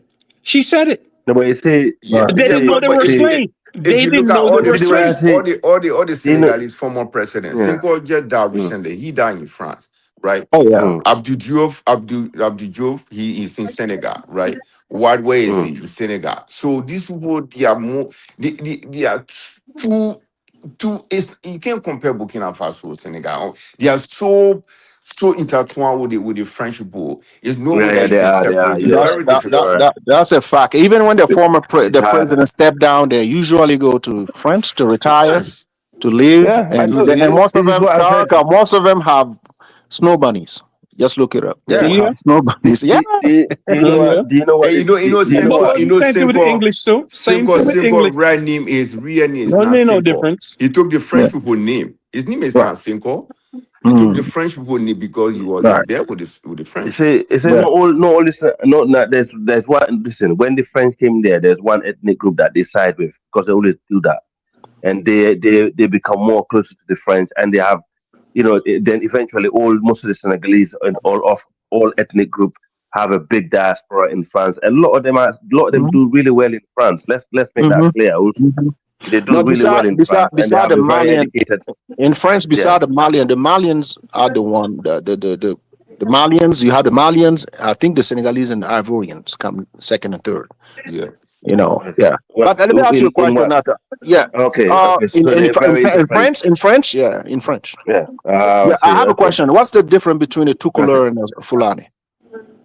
Very good question. The Tukla and the Fula are almost the same. But I think the Tukla is, if I'm not mistaken, the Tukla is between the Sere and the Fula. Is a subgroup. There's so many subgroup of Fulani in West Africa you don't know about. Yeah. It's a subgroup. So we can. And So the Tukulur are just like what Sankara was, Silimimo, like. They mix race. Okay. They mix race. Mix race. Yeah. Okay, but can a Tukulur say I'm a Fula, or a Fula can say I'm a Tukulur, or just it's a distinct? Two nights you spoken, have you? Yeah, you have, yeah. All right, let me pass it up, Prince. Go ahead, Prince. Oh, hello there, Yes, Dennis. James. Yes. Welcome, brother. Welcome back. Thank you. No show as usual. Listen, I love it. Big hi to Mr. Money drunk. He's drunk again. Oh my God. Yeah. Okay, here we go. Disclaimer. Let's be respectful. Okay, let's be respectful. That's all right, Dennis. I'm off. Dennis, we know we are respectful to Big Louis. Big Louis is a big love bro. Louis, man. I love Big Louis. Respect to you, Louis. Respect to you, man. That's better, I think, James. That's better. Yeah, right. We can have our differences, but if there's one thing me and Africa have learned from England is that you can pick up some good habits, like good parliamentary argument where you can flash out your differences, but still come together under one umbrella. Okay. Right. What I'm seeing that I'm really happy about with the example being given in Senegal is how I see that we should resolve our problems. And that is through democratic ways, through dialogue. Okay. If the brother is not pulling his weight, the man in charge has got a right to get rid of him. And I think he's doing the right thing. And it's nice to see it being done in a democratic fashion. That means the young men, who are many in Africa, don't get any fancy ideas about overthrowing a good leader, like the way Nkrumah was overthrown. Don't get any ideas of that, because we need to move forward as a nation. When all the power is grabbed, we got to develop our nation. Okay, we got to build infrastructure, industrialize, so our young people can have jobs, so we don't have to come to the white man's land and work for the white man. Okay, this is why I don't support. I'm not against AES. This is why I don't support anyone that picks up a gun this day and age, unless you're doing it against Museveni in Uganda and the guy called Kagame. Unless you're doing that, I don't want to see anything else but what's happening in Senegal. It's beautiful to see. You can iron out your differences without the gun situation. Okay. So how come England and America and France pick up guns? Because they are the devil the Bible speaks of. Okay, that's how the white man exercises. Right, that's how the white man exercises his power. That's a good answer, Louis. They are the gods. Listen, have you realized God has starved them of men? There's no men among them. We had Joe Biden. Now we got a reality show leader called Trump, who can't even win a war. I won't accept anybody slander, by the way. Yeah. The time is, things are moving, times are different. We as black people got to smell the coffee. Okay. I'm glad, okay, whatever the results, that the AES are getting rid of the cogs that was keeping France embedded in Africa. Cut them off. But let's do it democratically in Senegal as well. Cut them off. Okay, let them know without any shadow of a doubt, we ain't gonna open our arms for them to fuck us no more. In Ghana, they've got to get hold of, they've got to get a hold of every single gold mind, if any president in Ghana stands up and gives a 30-year gold mine to some racist white South Africans who are telling us to get the fuck out of their country, giving them power, giving them our money, again, there's going to be warfare in Ghana. Okay, so there is a revolution taking place in Africa. We're going to do it in a different way, but let us realize that we don't set a bad precedent for kids to come and overtake us later on. So that's why I'm encouraging the AES, as soon as they can, do what the guy done in Guinea. Get on the election trail, right? I'm begging the AES, get on the election trail so you don't give a chance for those fucking French to have an excuse to come in and fucking do, and then They can't come nowhere though. Hey, They can't you come. got to chill with the F bombs, Lewis. You got to chill with the F bombs. Lewis, let's show the F bomb, please. Thank you. Yeah, they can't come nowhere, Mm-hmm. Lewis. France can't come to Burkina Faso and do nothing. Right. Well, They that's done. good.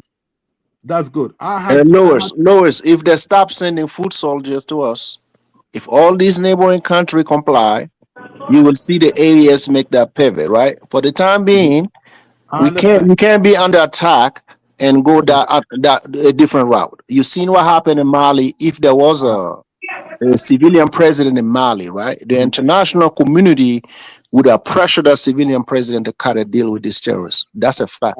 Yep, because we have a military leader who stand on the square. The first thing they did, if you watch the video from in Mali, right, when the thing happened, and the Minister of Foreign Affairs, he met all the ambassadors, including the United States ambassador, right? They were all in the room, and he told them, "We will not negotiate." He told them that. I agree with that. So people in the Sahel, they want what everybody else want. We're not different than Senegal. I don't want a coup in Senegal. I care for Senegal. I want the two guys to get to figure it out so they can advance Senegal. I'm not against, I don't even want to pick between the two. I don't even want to pick between the two because I don't want to be divisive. I want the Senegalese people to make that decision, right? Us in the Sahel, we don't want to impose our ways on others, right? So that's what we did. We knew what we did. So it's not for everybody. If that's your route, everybody who decide to go to this route, that's their decision to make. We're not going to impose on nobody, but for us, we knew that we needed this. We needed it. Yeah, and also Prince Louis. When you think Prince Louis, look how hypocritical. They're so hypocrite. Okay, they're hypocritical. When you look at what they're doing for example, in Ukraine, they haven't mentioned an election in Ukraine for how many years? They haven't said Zelensky have an election. Why are they telling the AES to actually have an election? That's what I'm trying to say. No, what it is, I don't want AES to listen to when they say to have election, but I just want the AES to copy what the guy done. The farmer who is in power in the AES at the moment, the farmer who are empowered in the AES is an old system. They are taking care of insecurity. When they deal with the insecurity, I believe that man that you see like what the guy in Guinea did. The guy in Guinea is not at war. He formed an election. He done it legitimately. The people voted him, and he's ruling the country, and everyone is in peace. Okay, that was not election. He excluded almost everybody from that election. He's a disaster. Leave my uncle Dumwe alone, bro. If I was to support Dumwe, I would support him because he's from the same tribe. But he's a disaster. But I know you would. I know. I would not support anybody from my. Listen, CD. I would never support anybody because they come from my tribe. I don't do that anymore. That's a very low IQ way of thinking. Because that's how. If you look at most people who are in government, in Africa, their tribes suffer the most. They suffer from xenophobia. Because anything that president do, they blame their entire ethnic group, and the tribe become docile. They don't actually get to do anything. They think, because our president, our guy is a tribal man in power, so we don't have to do anything. And they have some little government jobs. And when the guy come out of power, they become victimized. So really, truly, I don't support any of that bullshit. I think if you ask me, most Africans. If you ask me, the smaller tribes in Africa should be the one that actually in power in Africa. All the major tribes should just sit back because all these tribal issues need to be gone, and leadership should be in competence, not about the tribe or religion. You understand? If I were to support someone in Ivory Coast, I would support Ouattara. But Ouattara is in a full term. Ron Gbagbo also is the real Pan-African president. But he is not from the Central. Ouattara is not from the Central. But we're not supporting No, because he's a complete no, dictator. He's been there 4 exactly, terms. That's the fact. exactly. Are So you don't calling? support Are you someone who's calling from the Ouattara? Are Central. you calling Ouattara the president of Ivory Coast City? What's that? Macron is the president of Ivory Coast, not What? Ouattara. Yeah, whatever it is. But he's worse than dictator. You know? Ivory Coast has two presidents, Yeah. and one of them is Macron. Alassane Ouattara is just the face, It's That's the it. same thing with Guinea too. Well, Macron is the one that controlling Dumbuya. It's the Oh, same really? thing. Yes. Not really. I don't think so. I don't think No, I so. don't think so with Guinea. I think Guinea has had a long separation from France since the days of Sékou Touré. Albert, that this is over. I'm telling you, when you want Really? Sekou was dead, completely different. This guy wife is French. He's a French. He's That a is still a French bit, citizen. yeah. City is a little, not all the way, but I think Dumbuya can make his own decision. But the French are still, they still get theirs a little bit. They're In in Guinea. control of Guinea. Yeah. You know how this guy, when they were throwing, when they were doing the coup, he went very close to the French embassy because he's a French citizen, right? He sent those boys to go and kill all the national, bodyguard of the former president. He See, killed almost see, 200 of these guys. They couldn't even get their body. And that's the time he came, he imposed himself into power. He's a French citizen. This guy see, he's worse than any French president, any Guinean president you ever see. Yeah, the yeah, guy, He's the a but guy's complete occupying French. our land right now, CD. Your brother's go talk to your brother. He's occupying our land in Lo-Fi. Trying to get up, every trying to get out stop of Liberia. That guy is a thug, bro. Besides being the president of Guinea, he's a straight up bully and a thug, He man. is.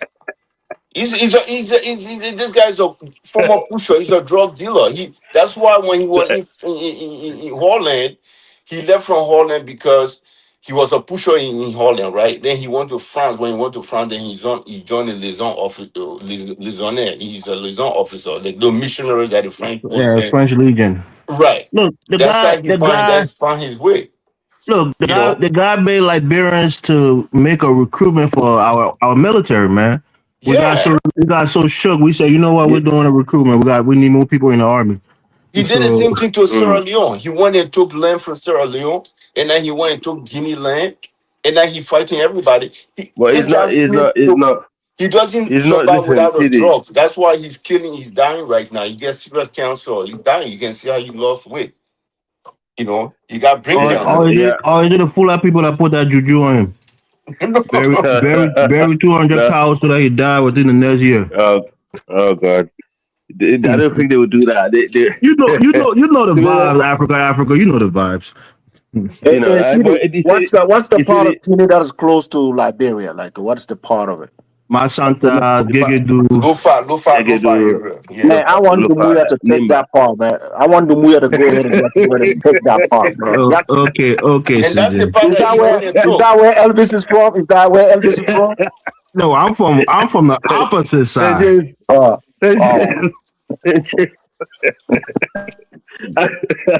We never lost territory, man. I just want you to become just a Guinean, like my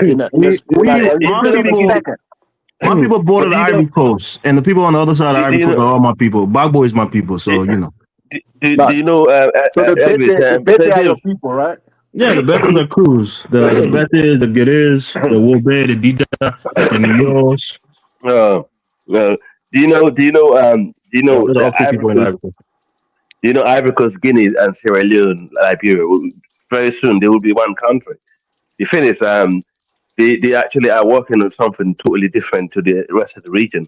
And Ivory Coast, Guinea, Sierra Leone, and Liberia, and Ivory Coast, yes. Guinea, I'm not too sure about Guinea, man. No, there's a lot of work going on between Sierra Leone and Liberia right now. A lot of work, like trying to integrate the people.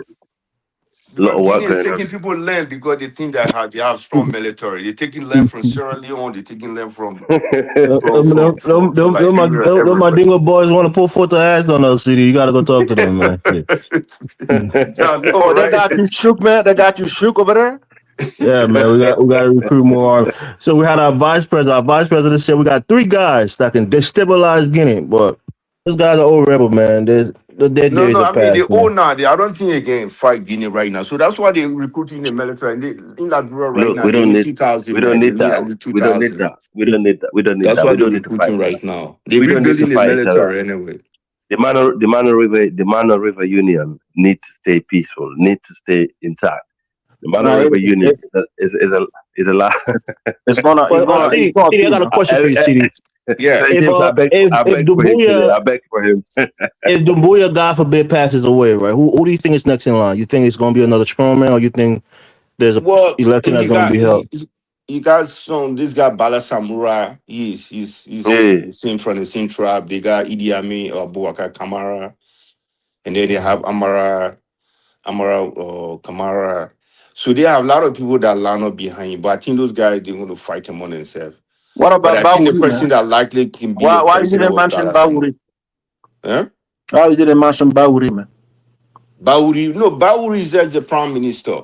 He just put Bawuri there because Bawuri is a Fula man to brainwash the Fulani to say my prime minister is Fula, but the reality is he just using Bawuri. And a lot of Fulani don't Yeah. even support Bawuri because he's a dark skin Fulani too. So they think he's a Fula John, you know. You, So it's a you lot think of you people. think he got that? You think he got that cancer because he's a heavy smoker? Because that dude smoke a He lot. do drugs. He's a big cocaine user. Jeez, That's why he man. got Uh, brain I, cancer. Who's a drug? I, Who smoke? Who are you talking about? Dumbuya. Dumbuya, Mamadou Dumbuya. that How you dude say it? smokes a lot. Yeah. Oh, wow. Every Guineans know I don't that. know. I don't know. I don't know. I never knew that, but I'm telling you now I that know. every Guineans know that very well. Yeah. But we got Bang. We got Bang on the panel, man. You got to pass the mic to Bang. Let him speak. I seriously think if anything happens to him, people in the country will not stand up for another military rule in Guinea anymore. I think that era is done. No, but It'll be finished.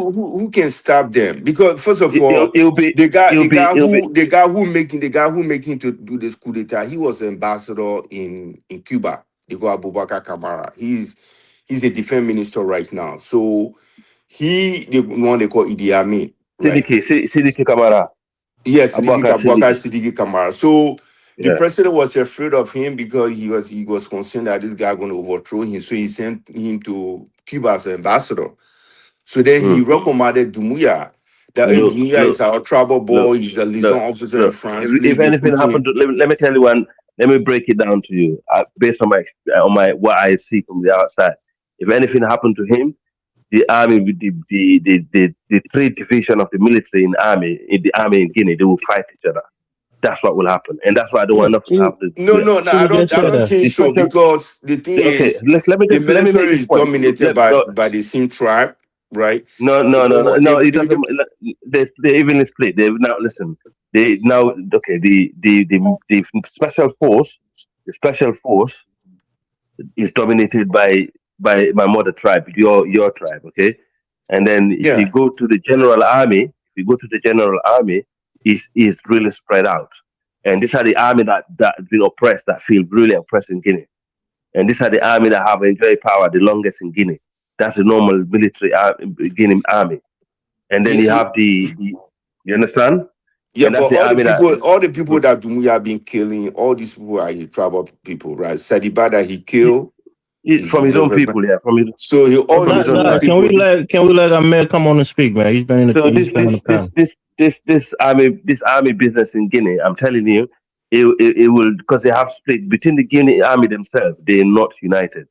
That's the problem, and that's why I'm hoping nothing happened to him, because it might turn into a big turmoil between the military themselves. They'll fight each other, like what you see happen in Sudan. Go ahead, Yeah, Bang. go ahead and ban. We hope you pay your N-word tariff, Miss man. Miss Salon brother, howdy buddy.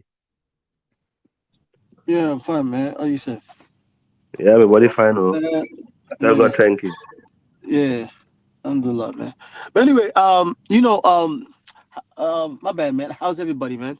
Um, Yeah, I we all said good. this before. Was it a year ago on this panel? And I mentioned that Jimmy Faye, he was going to betray Sonko. I said this because when you look at this, certain people are meant to be leaders. Certain people are meant to be leaders. Certain people are meant to be followers. Certain people are meant to just lead, but don't shake up things. You know, you can see it. It's just like, you know, sports. If you are into sports, or like if you're into a corporation as well, you know, you understand, right? Certain people are just meant to be certain things. So if you're a CEO or something, you gotta have the right people. If you want shake up, if you want just stability, if you want, you know, whatever. But at the end of the day, you gotta identify the right people, you know, for the right job. You know, Diomaye Faye, to me, from day one, when he traveled to France, the way he was speaking, the way he was, you know, talking after that, I was like, nah, this man is gone.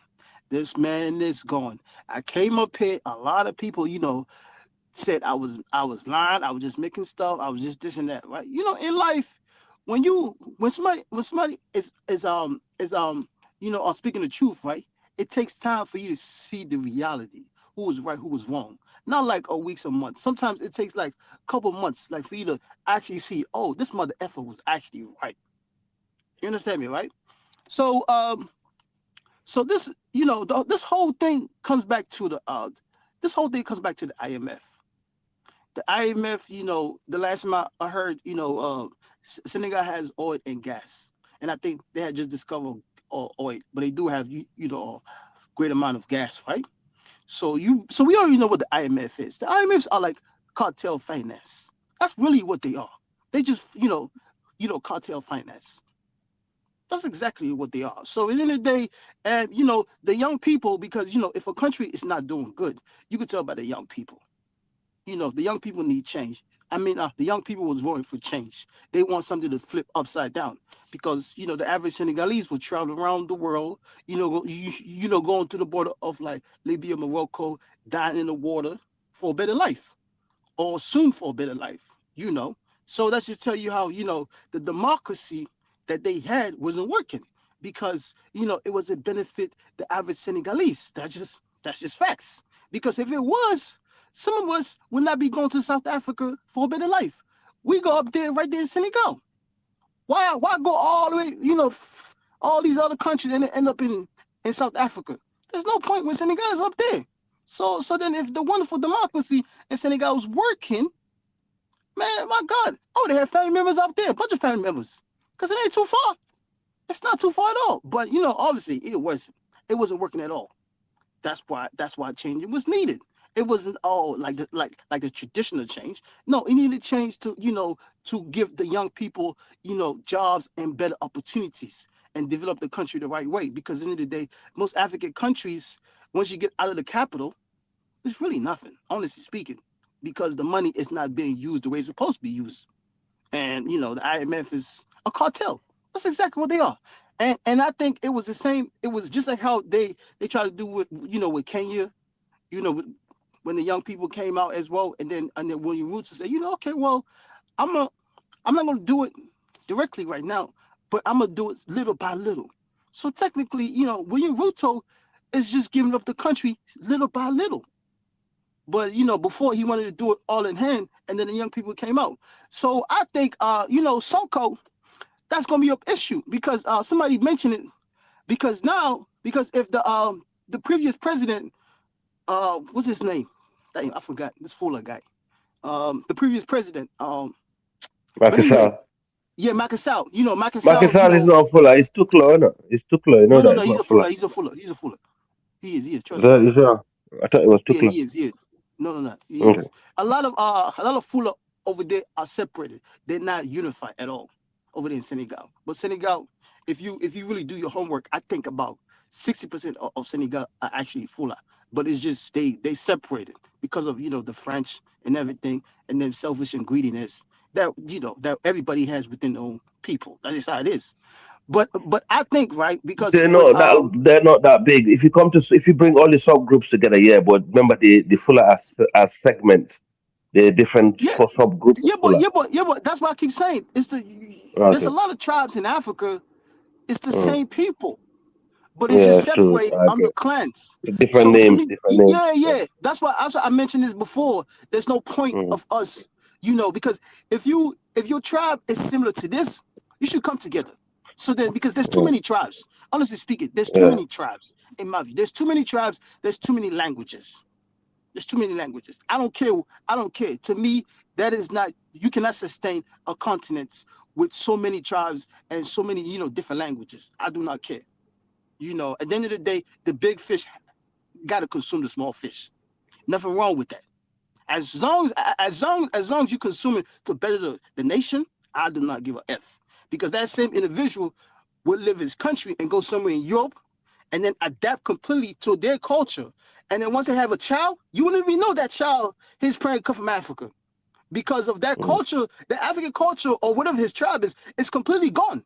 So by the time that same child has another child, it's not even, you understand me, right? So that same father, that mother will be real proud. So what's the difference then?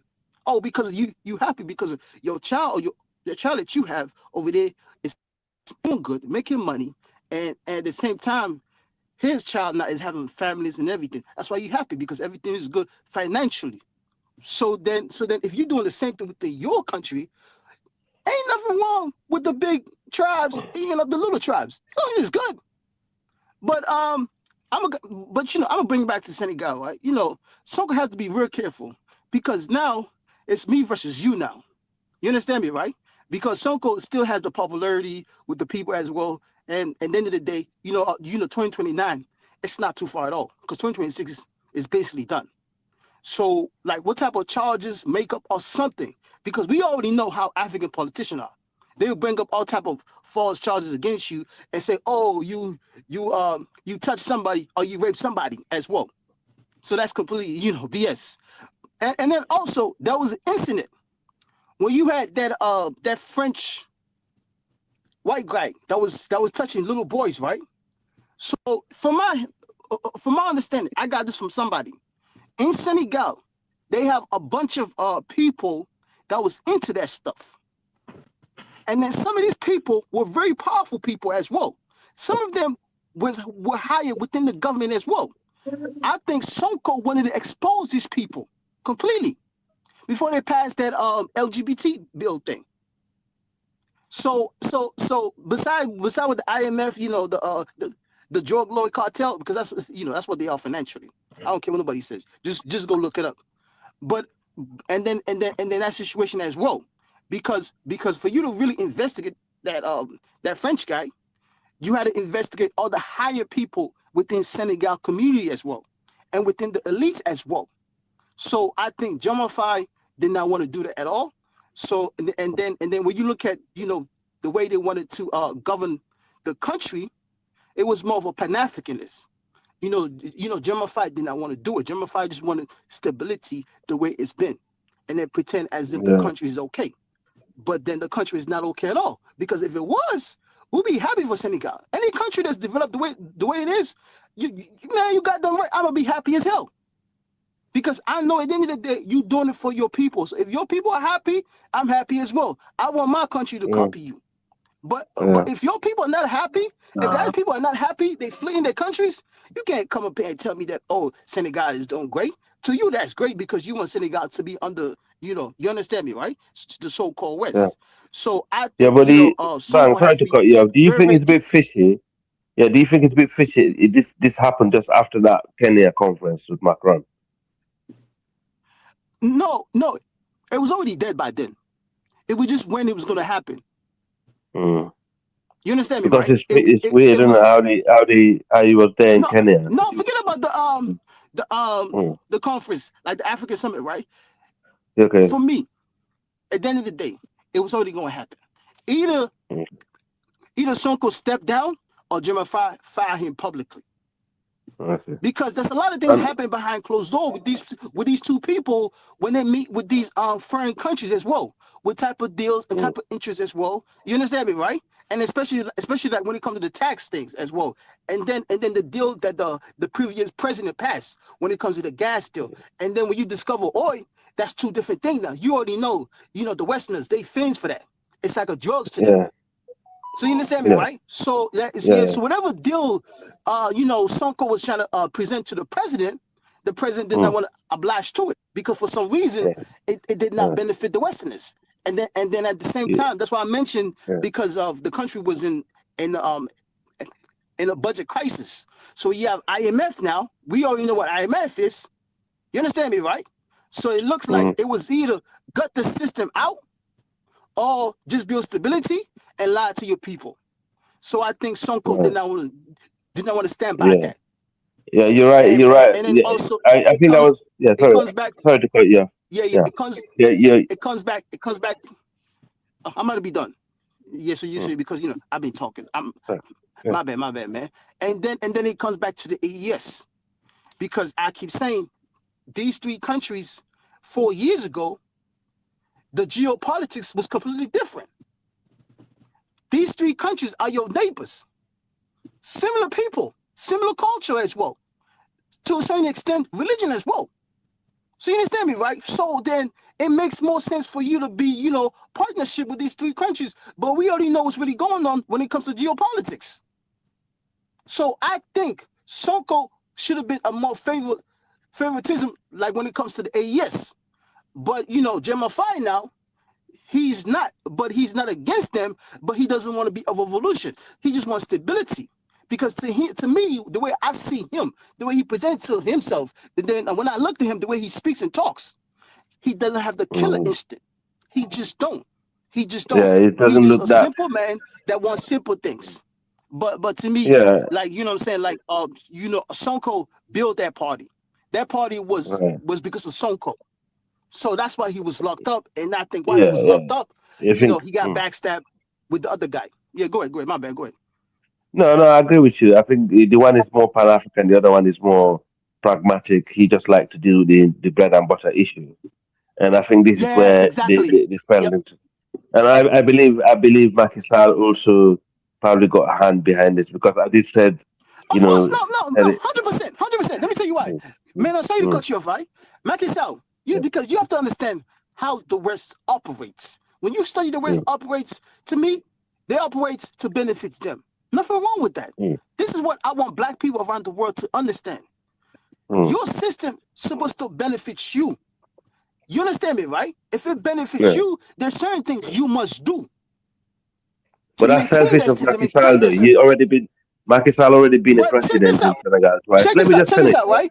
Do you know how they reward him? Do you know how they reward him? I think he's about to be the General Assembly of UN, a useless organization. Yeah, go ahead. Let me shut up. Go ahead, man. Yeah. So he already been a president twice, and they managed to let him get away with murder because they let him get away with all that corruption.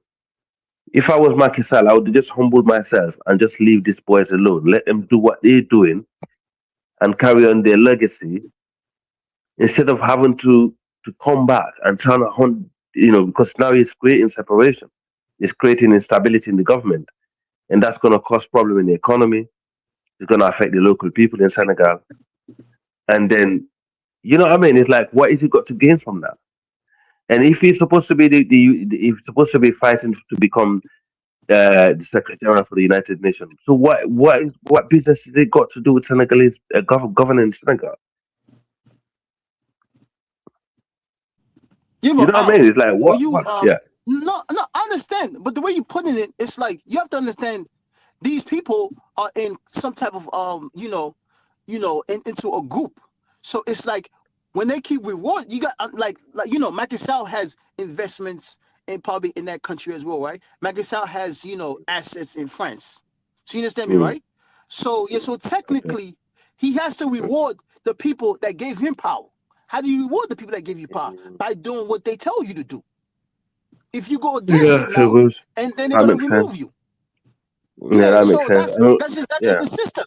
That's just the system. So so to me, once you keep looking at it and then you keep studying it, and I'm like, okay, why the West wants to reward you and give you, the UN, like whatever it is, right? I'm like, okay, well, that means you're doing exactly what they want because the UN is completely controlled by the West. Yeah. You understand? Yeah. Actually, Macky Sall is of Tuklo descendant. His father Amadou Sall was. He's a Pulo. He's a Pulo. Trust me. From Futatoro. He's from Futatoro. But his mother is actually Kumba Timbo, from Irisere. His mother is Here from his mother is Here. His father is Tuklo. He's a pull up. Trust me, man. Okay. I say about 60% of Senegalese are pull up. It was the French that gave the power to the Wolof. But even the Wolof are heavily mixed with Fullers. Even the Wolof are heavily mixed with Fuller people. If you ask most Wolof people, they'll tell you their grandparents are Fuller or the other way around. So it doesn't make a lot of difference, to be honest. They're all the same. They're all mixed up. Yeah, but either way, at the end of the day, the agenda is to better the citizens' life. Oh no, listen, there's one thing about Senegalese people. Let me tell you one thing. One thing about Senegalese people, you cannot put them in a tribalistic mindset. They are not. These are one of the least tribalistic people. They're like Sierra Leoneans. They don't care about tribes. They're very nationalistic people. And like even when I was in the restaurant, most of the people that supporting Sonko were arguing for him. Were full of people. They don't like Diomaye Faye, what he did, and they were arguing with other people, other group. So it's like it's all to do ideas. But somebody mentioned with the fishes. The fishes, it's not because of the Chinese. It's actually the Europeans. The Europeans get majority of the fishes in that water. So a lot of things connect to men. A lot of things. It's like if you don't really investigate, these people are not choking Africa because of just to choke Africa. They're choking Africa because of what? It empowered them. They have a reason why. That's why. Honestly speaking, that's why you see France. France is not just trying to walk away for free. This fight is not over with the AES with France, man. I'm telling you, Macron has what a year and a half left, whatever it is, like before the next presidency comes in France. Macron will be more dangerous the next year. I'm telling you, from now on, and then whatever time he has, Macron will be 10 times more dangerous because you know why? He doesn't have to run for election no more. So he's not gonna. He's gonna be so desperate. He's gonna try anything to make sure that legacy won't be tied to him. Because at the end of the day, if the AES succeed, right, 100%, right, the legacy of France's downfall will be painted straight to Macron.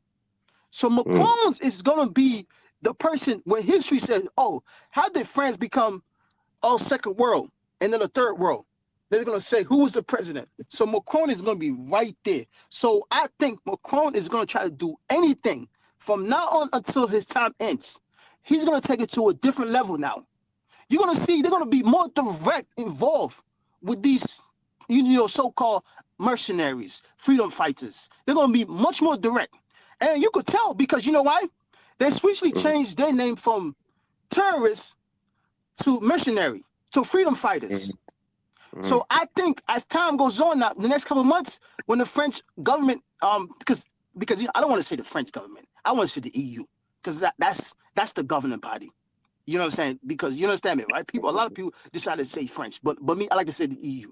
But either way, right? They're going to be much more desperate because Macron do not want his legacy because of the downfall of France. He was the president. He's going to be much more dangerous, and he's going to be much more direct involved into it, much more directly involved into it now compared to any time before. But I appreciate what the AS is doing, with the airstrikes as well, because I had told somebody support what the opposite side. I'm like, look, these guys I made a mistake because you don't have no air support. If you don't have no air support, half the battle, like not even half, I say about 70% of the battle is already gone. And because you understand me, right? You don't have no air support, you open, and then how you gonna get your resource? How you gonna get your ammo? You understand me, right? And then and then you're dealing with drones as well. And then you're dealing with you're dealing with a civilian drone as well. Looking at you almost 24 hours. And then knowing exactly how you get your like your weapons and stuff like that. Boom. And then you're wide open in the sky. So it's basically it was a failure until you had an air defense system, which they never had. So that's why, as you see right now, they're not even talking about what's going on, before like 3 weeks ago or 4 weeks ago, they were very excited. Now it's like, oh, you understand me, right? Because they've been getting hammered in the sky. When I say hammered in the sky ridiculously. Yeah, go ahead. I see what you mean. No, but you see, the problem is right in West Africa. We don't have leaders who have that. Listen, this West African region that we call the coastal regions, they're always going to be dominated by the West for a long time. The only hope we have for sovereignty is the inner lands. I already said that.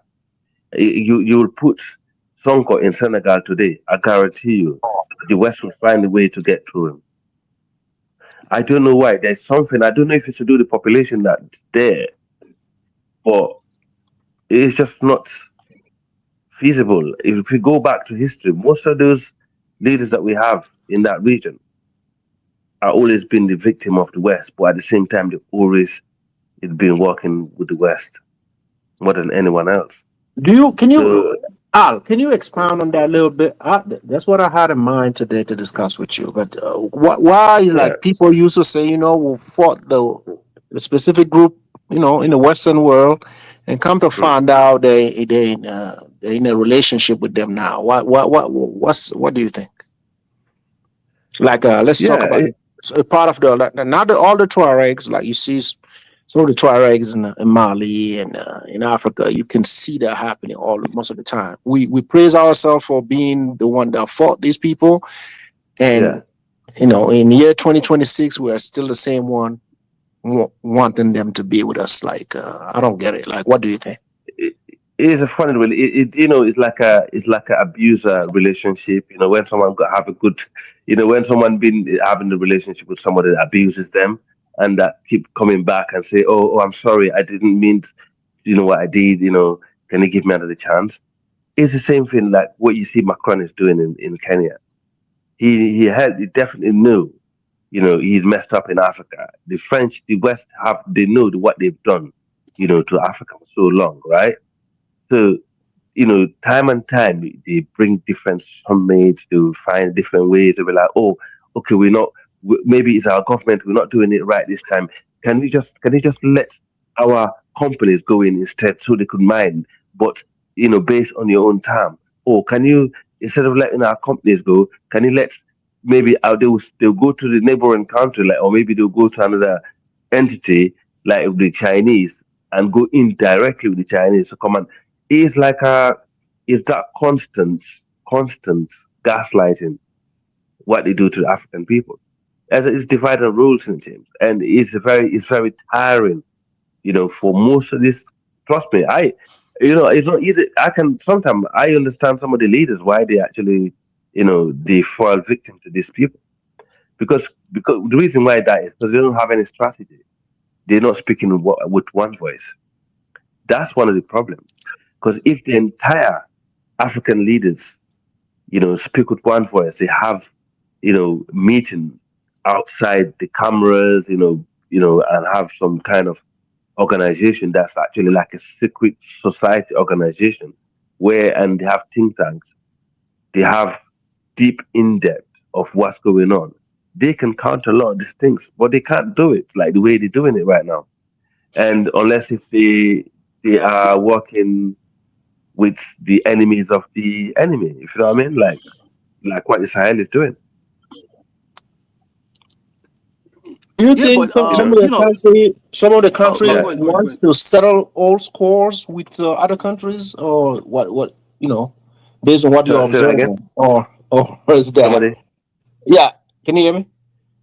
yeah, go on, Sanjay. Yeah, you No, I good. was No, just you good. saying You good. that. You good. You good. Okay, based on what you observed, do you think Yeah, some countries want to settle old score with other countries, or some countries just want to stay out of the issues because they felt like you know, things have happened to them and no one helped, and the best way yeah, to be out of it is to just remain within themselves and not help. Do you think yeah, that's the yeah, case? yeah. That's exactly the case. They think, well, when I was going through my stuff, nobody came around to help. Mhm. So why would I get involved? Because if I do, I might get into trouble myself. Because the master will get angry at me. So why would I do that? But the thing is, when the master finish with that country that you refuse to help, the master is gonna come for you next, and they're gonna go for the other one next, and it's never gonna end. So that's the reason why I think the entire West Africa should be one block. I don't think Africa is ever going to unite. I think Africa as a continent would never unite. This Pan African thing that we talk about sometimes it's just a fantasy, Um, bro. no, I think no, the West, no. I won't go. I won't go to that extent. The way you say Africa would never unite. This Pan African thing is a fantasy. if it's going to I would never unite, say that you have or to even be do that. you have to be blocks first. You have to be like blocks. You have to have No, no, of um, course, no, of course, because let me tell you why. Africa is too huge, it's too massive. So to me, the block that you are referring to, but how it would can you be unite? like Okay, how can you unite? How can you unite with those? For example, we listen. We might have our own issues, in the Sahel, like between our own tribal groups or drum. Because we had let not get it twisted. We had loads of issues in the past. Okay, we had our tribal wars, we had our tribal differences, we had our empires who against another's empire. But look, we find a way around it. We came together as people. We actually intermarried. We lived in um, we have that success. We live in peace for hundreds of years. Okay, without us having we intermarried. Like me and you, we both have different ethnic group in us. So if you look, we do a genetic test during those periods. We can't even know exactly how many groups we have. I have Mandingo. I'm half full and half Mandingo. Okay, and I guarantee you, if you check your own bloodline, you will have Mandingo in you. There's not a lot of full people that don't have Mandinka bloodline. Just like not a lot of Mandinka don't have fuller bloodline. We're just destined to be together. We always have been together, as people. Okay, but however, if you look at those brothers in the north, like the Tuaregs or the Barbers, or these people who came to settle in the north, how can they unite with these people? There's no way you're going to have a problem with these people. And one day you can say, oh, let's forget about this, because you don't have any reason to unite with them. You understand? Like Ocean, for example, like from where you call Mauritania, if we take that place back to Mali, to Burkina Faso, all the way down to Nigeria, we have a reason to come together and unite and build a force. But can you say that to those in Algeria, in no, Mali? no. Sorry, in Algeria. Sorry, not Mali. In Morocco, in Africa, Libya? No, you can't. You Africa. can't. No. I understand what you're saying. Of course, when Mm. I say like I'm not trying to be against them or be some type of racism against the people that live in the north, right? I'm not. But at the end of the day, has to be realistic with myself. They Mm. don't have like the same skin color as us. They don't have the same agenda as us. You understand me, right? Agenda. I I could get be more more than sympathetic. anything else. It's more No, to hold do with on. agenda. Oh, Mm. yeah. 1 second, please. Mm. I could be more sympathized with somebody that have the same similar look as me and the same similar skin color as me. You understand me, right? Mm. Compared to Yeah. somebody that's far way more lighter than me and then most likely look more of like a Iran. You understand me, right? Mm. That's just how we operate as a human being.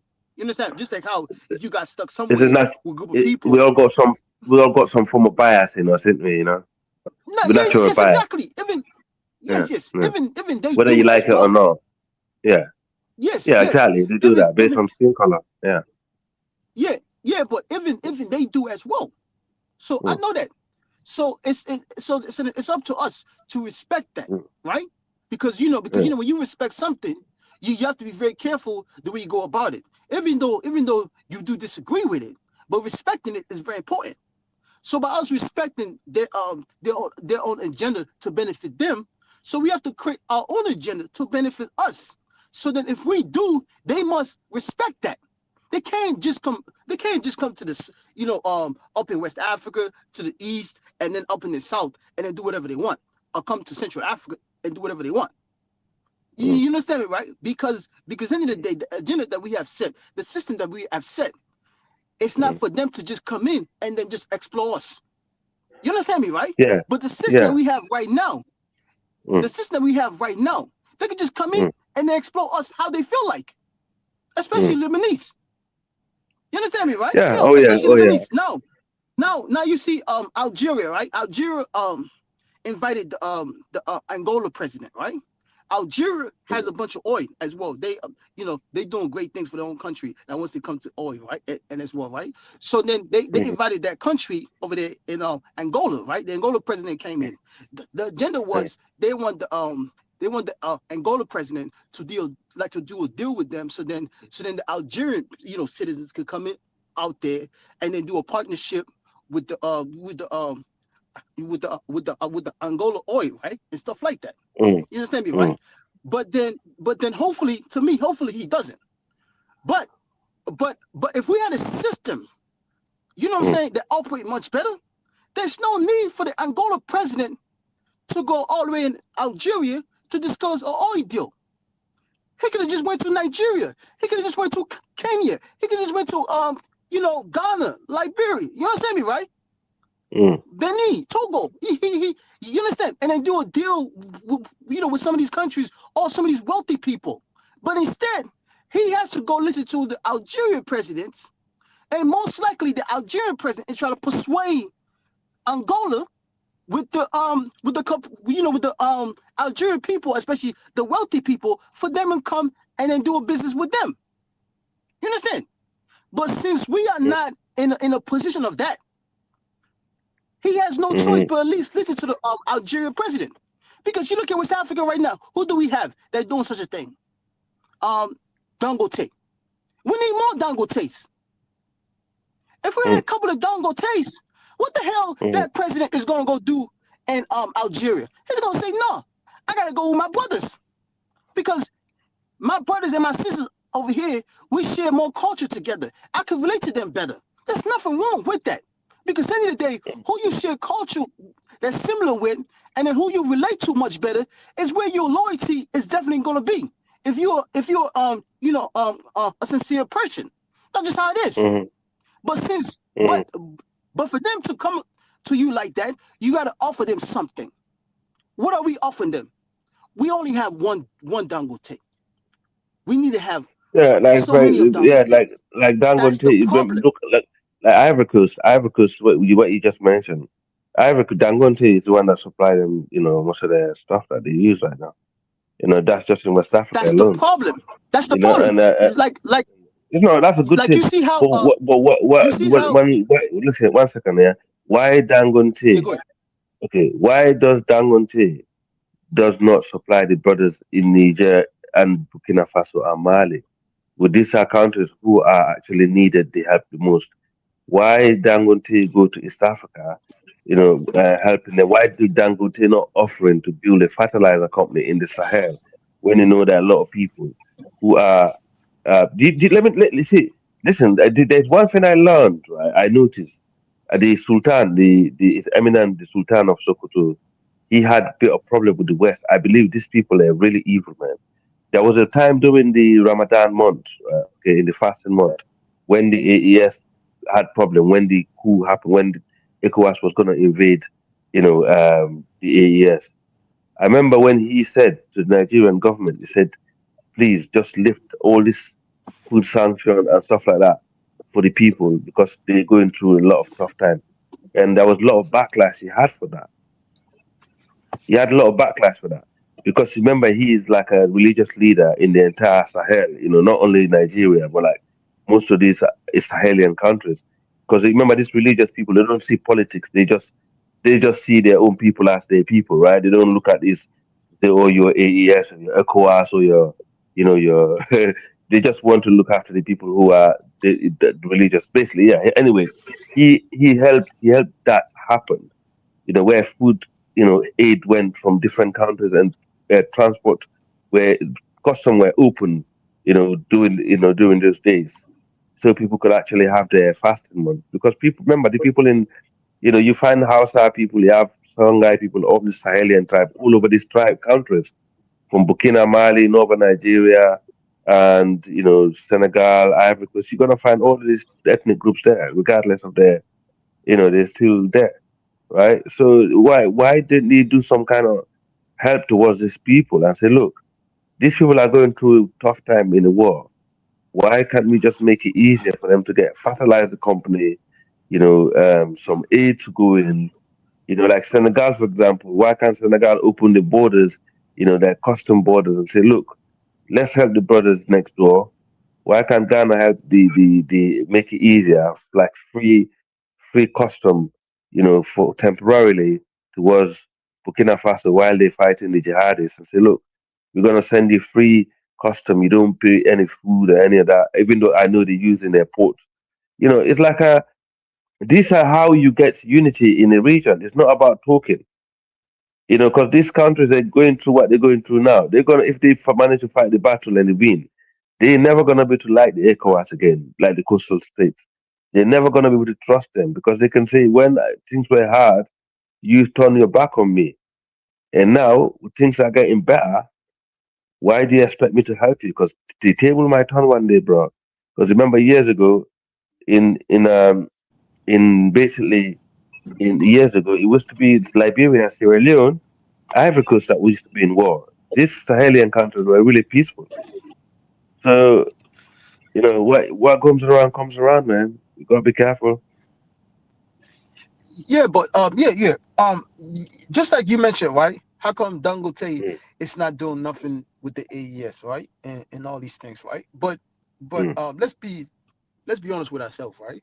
Look at the picture mm, much more wider, right? Like a country like Nigeria, right? That discovered oil mm, in like whatever it was, I think in the 60s or in the 50s, right? Okay. They couldn't like mm, to their own government structure, right? They couldn't build their own refinery. It mm, wasn't because of they wasn't capable. It was because of the structure of the government, the elites within the government as well, right? That their job was to make sure they didn't build a refinery. You understand me, right? So when you look mm, at these elites, where they attached to, where their money is, like where they store their money. They store their money in Western countries. Like where they go to school at. Their kids go to school at 10. Where they have like mansions and houses in the same West. For you to mm, control this world, like for you to dictate this world, because the West, they want supremacy in this world. mm, For you to control that supremacy, right? You have to control energy. You have to control that. So they made sure Nigerian government, Nigerian elites, their parties wasn't about building a refinery. mm. You understand me, right? So for years Yeah. upon years, they kept on making excuses, stealing the money, recycling the money back to the Westerners, and then act like the Nigerians wasn't capable. Until Dangote and some of his investors, they got real serious and say, okay, you know what? Let's build our own oil refinery. He had to go through a lot. A month ago, this man almost cried on live TV. Imagine a man that's worth billions of dollars that came Mm. from a family that was already developed, because he came from a wealthy family as well. So Dangote never suffered, but Dangote never talked down on poor people. You never hear Dangote talking down on poor people. Listen, when do you know what? Do you know what? No, When yeah, no, he but you don't. understand what I'm trying to say, right? Yeah. Mm, mm, So that was an interview, right? The man almost mm, cried because it looked like everything was going to destroy. So all that time, all that money he put in was going to completely get destroyed, but it didn't though. So somebody that worth so much money, and then the thing he had to go through just to build that mm, refinery, it proves to us the cartel in Nigeria, the elites, they were put there to make sure Nigeria did not build their own oil refinery. but So Tinubu Nigeria that oil you see refinery now, had to be Tinubu, listen, had yeah, hold on. Nigeria mm, refinery had to be privatized. Nigeria should have had their own refinery by state owned. They had the mm, capacity. They had the finance. It was just the people that controlled that country. They was put there in power not to build the oil refinery. Because mm, the Westerners did not want to see that. That's all it is. That's what mm, it is. So then at least it took Dangote this far, and then he proved that he could do it. And you see now, right? So that's why I said we need more of people like that, people that have access to money, so at least they could gamble in a way that they could be amazed at the result. Now Dangote wants to expand. You see how he was trying to work with Kenya, but I think Kenya backstabbed him. But most likely in Tanzania, that deal is going to go through. Eventually, the next couple of years, we're going to see more Dangote oil refinery in other countries. But I want African countries, especially state-owned oil refinery, because it's very important for your energy sector to be owned by the state. Because we have so much energy in Africa, man. We have so much energy from gas to oil. Man, it is ridiculous to like a uranium. Africa should never have an energy problem. Should never have an energy problem. I don't care what nobody says. Africa was built not to have an energy problem. If you want like whatever it is, blue energy, all these stupid labels, Africa has it. So Nigeria was built. Nigeria elites did not want to build the oil refinery. They did that on purpose. Yeah, go ahead. Yeah, the Dangote refinery. You remember it was to do the previous president who passed away, Buhari. He's the one that is behind most of this. It's him and Dangote that got together and got this thing done. But when the current leader come in, this guy called Tinubu, he wanted to because remember, right now most of the refinery, the oil is coming from foreign countries to Nigeria to be refined, while Nigeria got crude oil. Can you imagine that? You see, so the reality is the African leaders, they're the problem. He is actually allowing companies to come in and take oil from the oil well and go to refine it and bring it back to Nigeria to sell to them, while Dangote, his refinery, were sitting empty, not enough oil in his refinery after he finished building it. And while he chose to build a refinery right in Nigeria, right there, he did what the government failed to do. But that just tells you how crazy. you know how. Yeah, but it's. He's a cartel himself. No. I want to just put the blame solely on. Let's be honest with ourselves.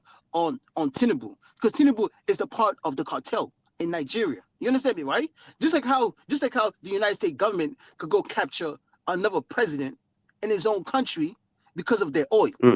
So imagine the oil cartel. It's a very, very serious business, man. I'm telling you, it is one of the most deadliest business. The metal, the steel industry and the oil industry. Exactly. So to me, man, I wouldn't just blame Tinubu because this is a generation thing. This is a generation thing.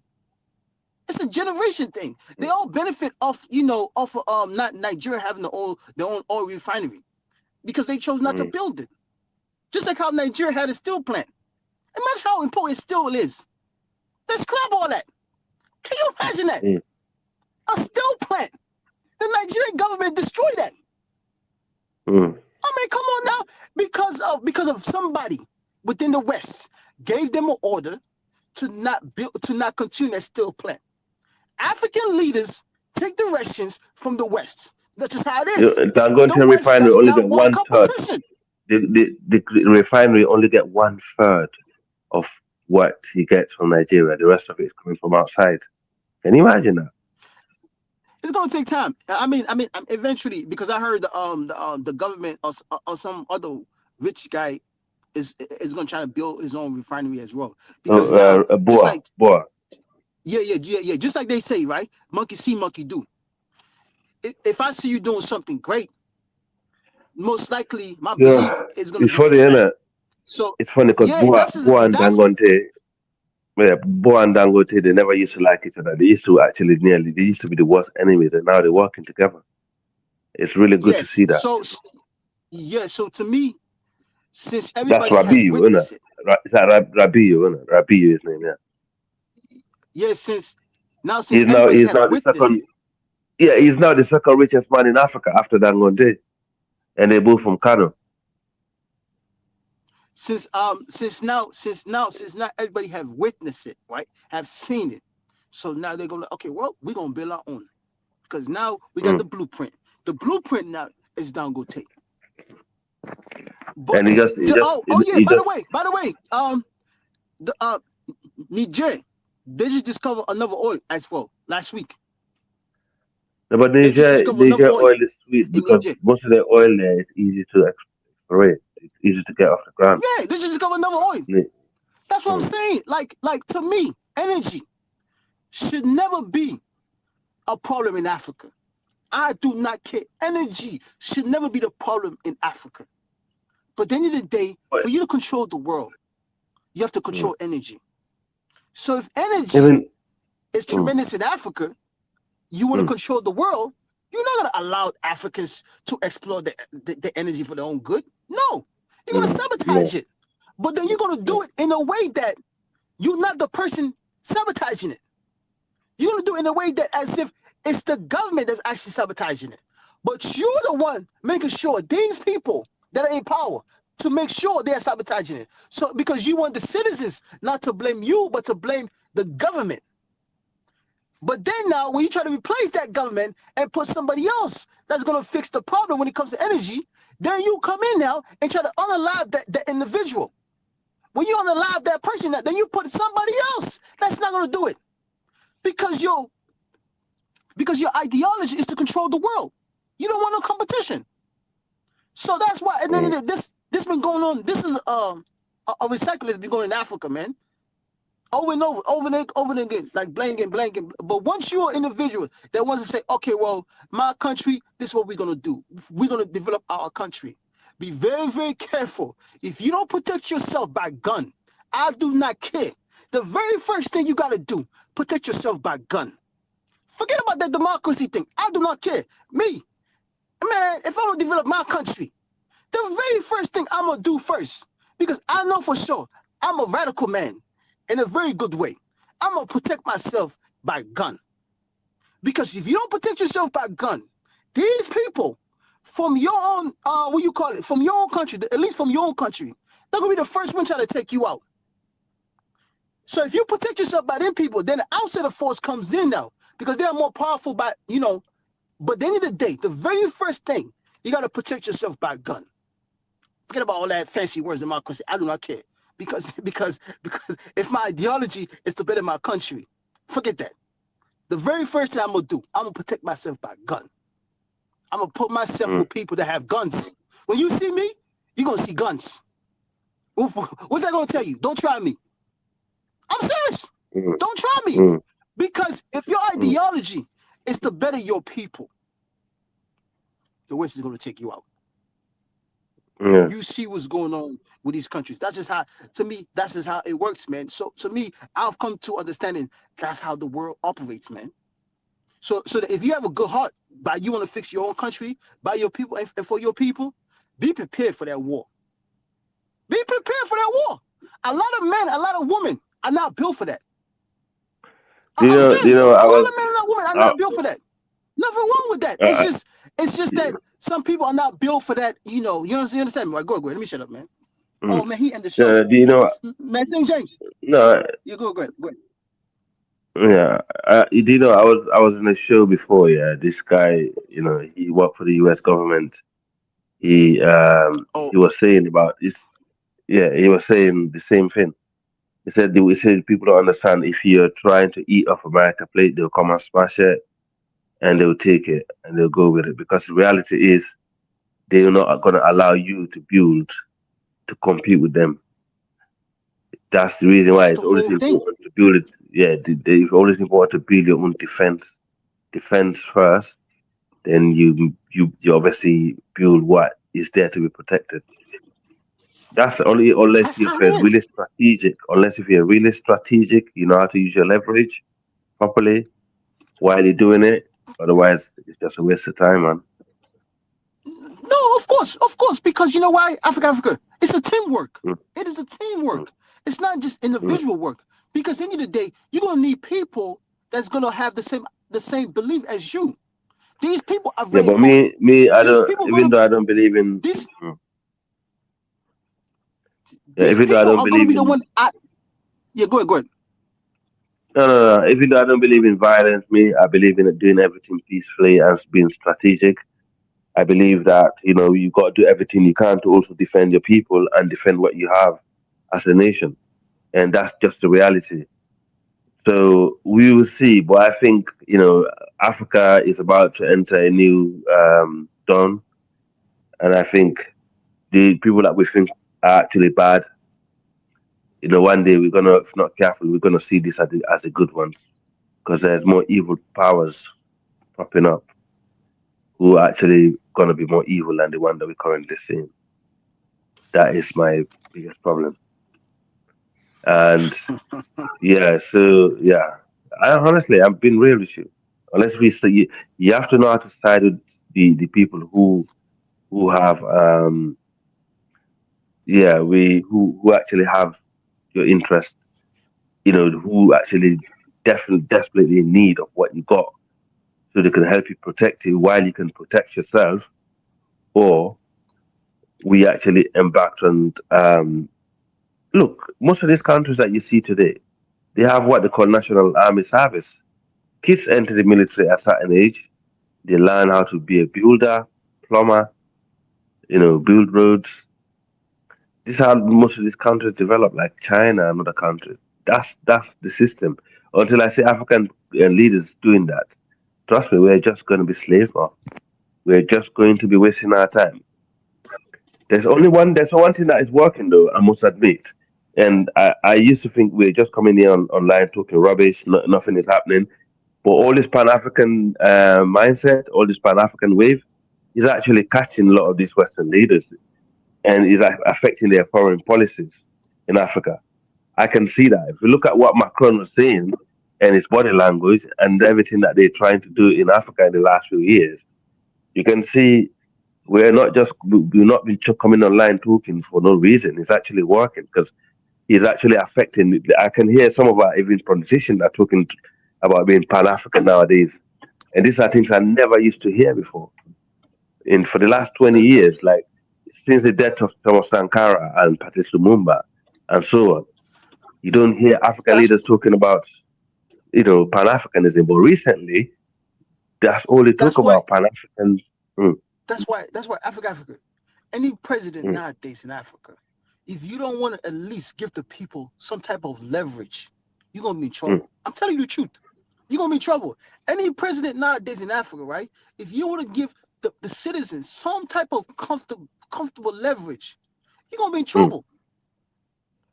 I'm serious because let me tell you, Africa has the youngest population, right? These young populations, what do they have nowadays? Smartphones. So you can't hide a lot of things against I used to. It's not honestly, like I used to think it's not like sorry, but I used. No. Yeah, go ahead. Yeah, because I know No, you go on. Go ahead. It's not I used to think we're it's not just like wasting about our time. It's No, not you like go on. When you it's finish, not like I'll come. yeah, it's not like about 15 years ago. Because remember, 15 years ago, right? Let's just say the people let's just say if you were like in your 40s, right? Your early 40s, right? Or your late 30s, right? Your mindset is different because you didn't have access to phone and technology and to like communicate with different people, right? And then give it your thoughts so then they could actually tell you what's really going on. We didn't have such a thing. We didn't have it at all. So the information out there wasn't out there the way it's supposed to be. So these young people nowadays in their 20s, right? Let's just say the young people that are in the early 20s, they already had cell phones in their hand 5 years ago. To a certain extent, almost every African countries had a smartphone 5 years ago, communicate, or 6 years ago, right? Already had these things. And already could communicate into a lot of things like, Facebook and all these things, right? YouTube. So the information out there for the last 6 years now has expanded massively. So you're looking at people in their 20s in that way for the past 5 years, or somebody that was 15 years old, now in the early 20s, all they did was, get the information on smartphones, communicate as well. So they're more alert what's really going on. So it's much more difficult for you to fool these people. Because now they can just grab a phone and look at all these countries and be like, oh wow. You understand me, right? But then somebody that was in their 40s, 15 years ago, they didn't grow up with such a thing. They grew up on turning the radio, sit there, listen to BBC, listen to CNN, what the fuck they tell them. And then that's it. like my old I'm pop used to serious. sit there with his little. I remember my old pop used to sit there with his little radio station, this analog one, listen to BBC. Can you imagine how Yeah, they've my been father too. brainwashing our elders? Huh? That's Can you imagine how many years exactly. they've been brainwashing our elders, to believe whatever This is they've been why. selling on there? This is And why I these keep people telling are good. any African These people leader. are good at. This is why I keep. Yeah, 1 second. This is why I keep telling any African leader, if you're gonna get in position of authority, do something enough. Even if you're not a revolution president, but give the citizens something enough. If you don't, eventually something's gonna come after you. I'm telling you the truth. Yeah, to be honest with Because you, if these you young look at it, kids are gonna be in their 30s the next 5 years, the next 10 years. is that one in four? I'm One just in saying. four in the world. 1 in 4 in the world is gonna be black in the next 30 years or something. The black population is gonna take over the Next world, 50 years. and exactly, and majority of this population, it seems like they're coming from our people, our race of the Niger Congo branch, because we're the one that's more out there in the continent, right? And we haven't even spread out to the world enough yet. So this is something that's happening. It's a big phenomenon, and they don't know how to deal with it because they don't want, how they like the racism. But to be honest, with you, I think the old politicians have actually let us down. They're the one that Come on, got us man. in That's this situation. you know, man. That's facts. That's facts. That's why. That's Yeah. why. That's why I keep mentioning things. If you're gonna Mm. get in politics, in a position of power, don't just sit there and behave as if. Give the people something enough. Because the next 10 to Yeah. 15 years, there's gonna be a Mm. drama for you. I'm serious. Mm. Because you can't fool these people no more. Man, we talking on a freaking TikTok. I mean, not TikTok, YouTube Live. Mm. Nowadays, you got some guys in Sierra Leone doing farming. They film it and put it on TikTok. Do you know most of There's the a guy, do you right? know most of the rice There's a guy. most of There's the a rice guy. There's a guy consuming. in Kenya. Not Kenya. McKinney. This guy always goes to his farm and films it and put it on TikTok. He made a presentation. Yeah. He said, "Guys, man, I need $50,000 to buy a tractor, and so then I could expand on my farm." Do you know how many comments he had? Do you know how many views he had? So imagine this guy is in Kenema, in the villages as well, doing his agriculture, posting it on social media. Now he's getting so much views, and then he requests for 50,000. Mm. So what I'm trying to say is how information, what people see, is completely different now. No, but That access you to see, information is completely mm, different now. That's why I keep mm, saying, if you're going to be in mm, position of power the next 10 to 15 years, be very, very mm. careful, because of what? Information is out there without you not controlling no more. No, honestly, you're right. The younger population, this Gen Z in Africa, they don't have the same mindset as we have. They're ready to fight. They had enough. You can tell their mindset is not the same. And a lot of them are like they're studying. They're going to universities.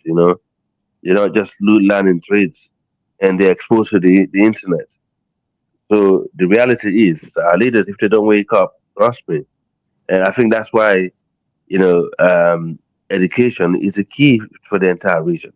And sometimes when people talk about like areas like northern Nigeria, that's why I don't really have a lot of backlash with them, because Nigeria have one of the highest uneducated group, especially in the north. I think that area there, they need to invest heavily in education and spread out throughout the Sahel. So, because this is where the population is growing. This is where the population is growing. And we need to invest a lot. When I say a lot in education, we need to. Because if that's not done now, these youth, they're going to kick off. What they see in 8 years now in the Sahel, they haven't seen anything yet. Because these kids will actually um, basically take over power. And I think it will be long time military rule in Africa for a I long time, bro. This is what I keep saying.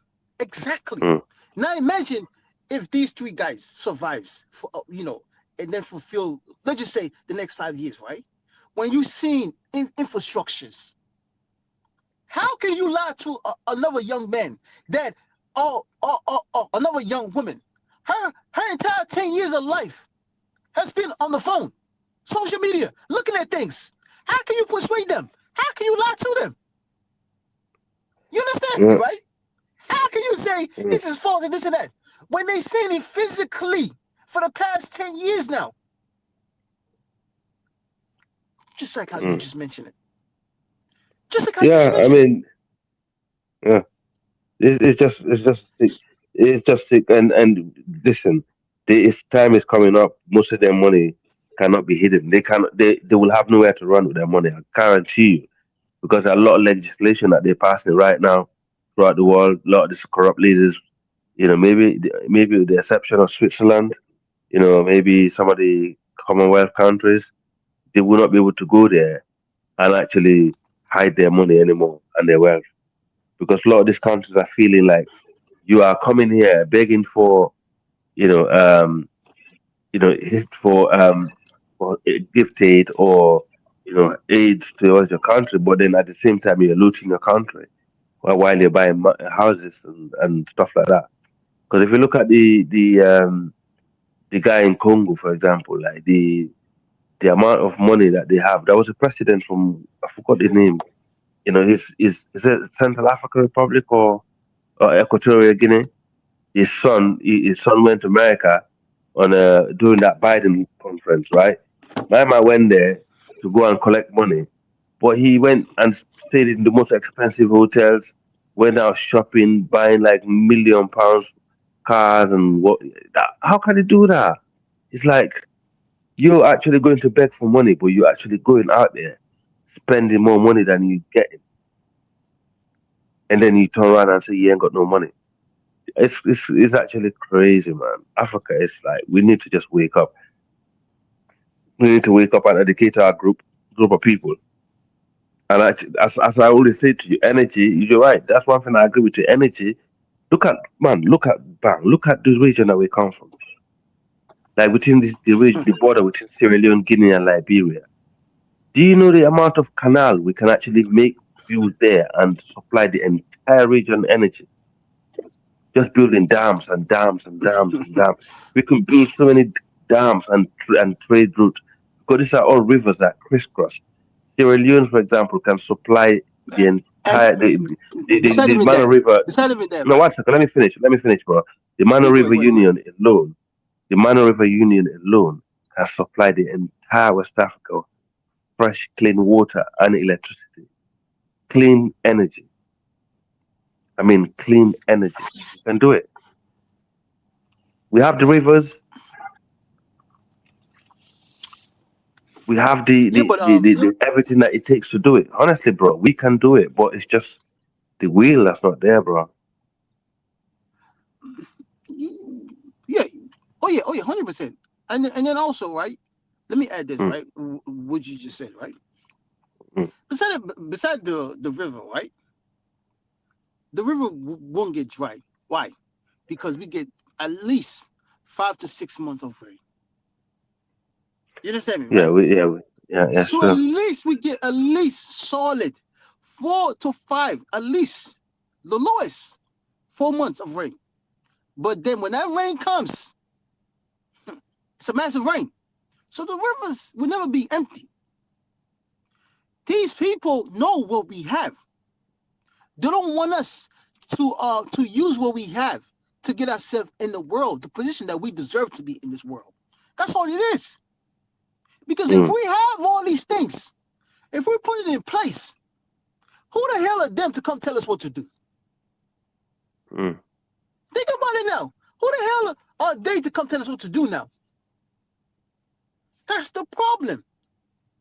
People have to Uh, understand these things. You going against this entity that's very powerful. They don't want you to use God-given ability, God-given nature to benefit your people. They will do anything to stop you. Anything. mm. Anything to stop you. Because to them, if you do use what God gives you, they'll be much more behind. They don't want to be behind. So for them to to be in front of you, they must create all type of division, all type of weapons, and use it against you. Mm. And then come and take your resource and then develop their own country. I mean, simple as this. You see France. Why the hell the president is still talking about these three countries then? If France is so powerful, and those three countries are still poor, but what they keep saying, leave the F alone. But Macron and his people cannot leave these three countries alone. Because they know what this country have and what they don't have naturally. They know it. That's why they don't want to leave this country alone.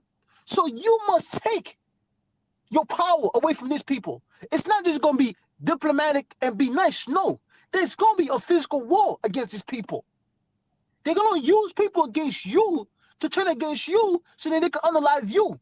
So you must use that weapon to unalive these people that want to work for them. Because for you to create something amazing, you must go through hell. You understand me, right? Because these French knows exactly what this country could be. They know it. But France need these countries for them to be in power. Africa cannot for them to be be allowed to respectful. be Africa cannot be allowed to be industrialized easily, and that's not just from France. That's that's something like a lot of countries be surprised don't want to happen. It's because that's where they got the natural resources from. But there's a way to deal with that. From if Africa was to unite, which I don't think will ever happen, and they obviously made sure that doesn't happen by partition, and also allowing certain groups, okay, to move in the continent and settle from the north to the south, to make sure that doesn't happen. They can sabotage that anyway, anyhow. You know, it's difficult because, right, they could actually use their own tools that they have in place to make sure that doesn't happen, right? So what can we do?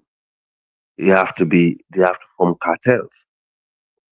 And if we don't form cartels, it's going to be difficult. Like to say, cobalt, all the countries in the world who actually have the cobalt to unite, like what you call OPEC, they say, right, we can dictate on the trades, the price, and everything that goes on with this thing, and make sure we have strong arms to back that. To say, look, we the people who selling, lithium, this is what we decide to do. This is where we're going to decide to manufacture them. This is what we're going to decide to sell them. This is where we're going to create the jobs.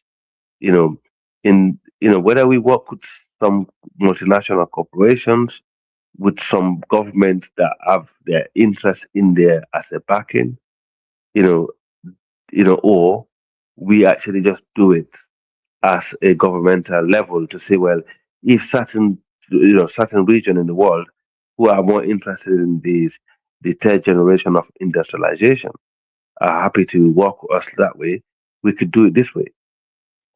Forget about this aid business because the longer they carry on taking aid from the West, they or any country, I will never get respect from them. You cannot be a beggar and expect to get respect, man.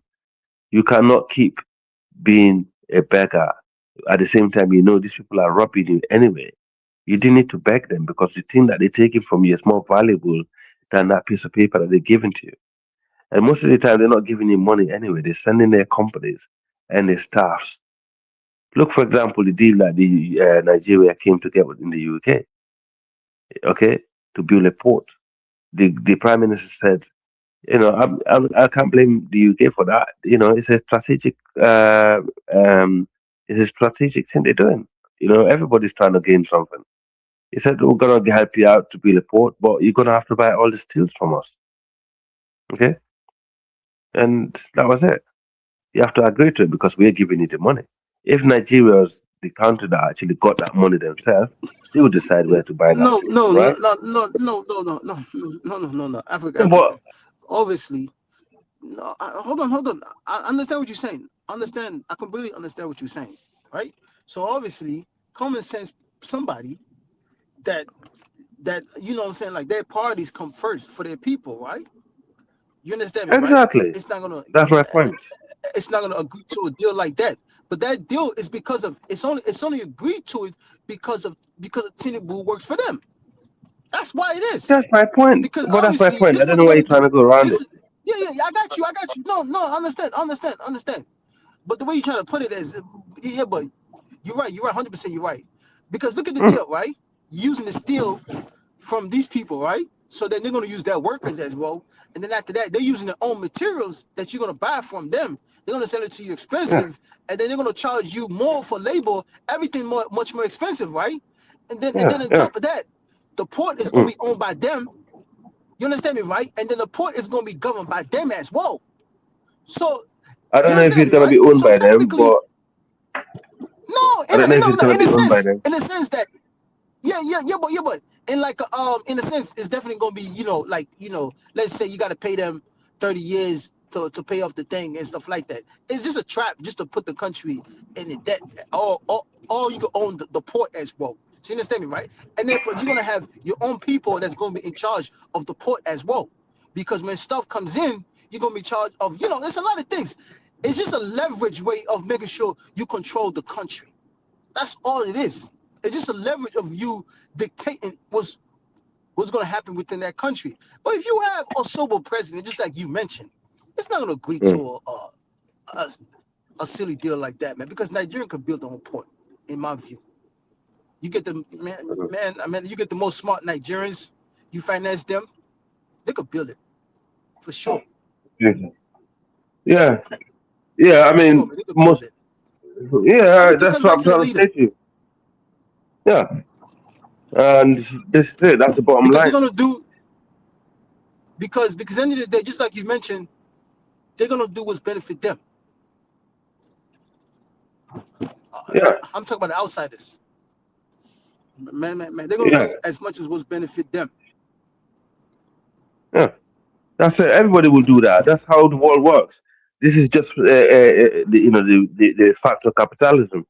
All the countries in the world, that's how they operate, because they don't look, they're not dealing. This is not a charity case to say, oh, just because you know um you're nice people, we like you, we're just gonna do it for free. No, it's all about their interest and their money, and this is how it's also the corporations also, because remember the UK steel industry, it needs to be vitalized, and if they're gonna make profit, they want to make sure the steel industry is making a profit, and they want to expand.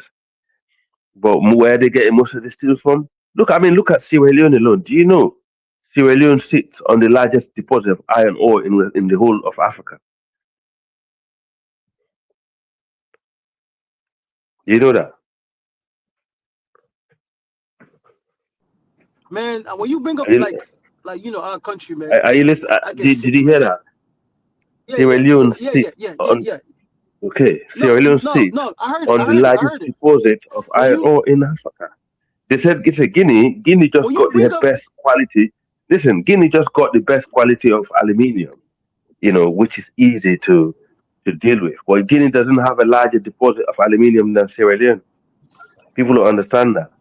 when you bring And up the beach that you swim, when you bring up hmm. stuff And the beach. Let me just finish, Bang. Let me when finish. you bring up The beach that you swim. Can you hear me, Bang? yeah. Yeah, yeah, we can hear you. Okay. The beach that you see called River Number Two. Okay, that beach that you see called River Number Two is the platinum. It's one of the platinum reserve in West Africa. That beautiful beach that people go and swim on. It's one of the biggest. What is one of the? It's a platinum. If you if you go there, if you don't understand what a platinum is, you see it. And Sierra Leone is the biggest rutile exporter in Africa, or partly in the world. So it's like people don't understand these things. All we need is the technology to refine these things properly and sell it to the world. But we've been used. We've been used by these corporations, and years after years. In fact, there was a guy who was a minister who from one of the Sierra Leone minister, the minister for mineral resources and mines in Sierra Leone. He was speaking because at the moment he's the one that's chairing all the diamond cartels in the world. Basically, he's trying to get even the South Africans to come in, but all the diamond mining countries in the world. They was in Sierra Leone last week. They had a long conference over there, and they was talking about the how to to basically dictate on a lot of the things that going on about the mineral resources in Africa, because this Pan African thing is actually holding waters, bro. Is that you, Baron? Man, yeah. Mm. So Can you hear me? is actually saying, yeah, I can hear you, but you just make a lot of noises.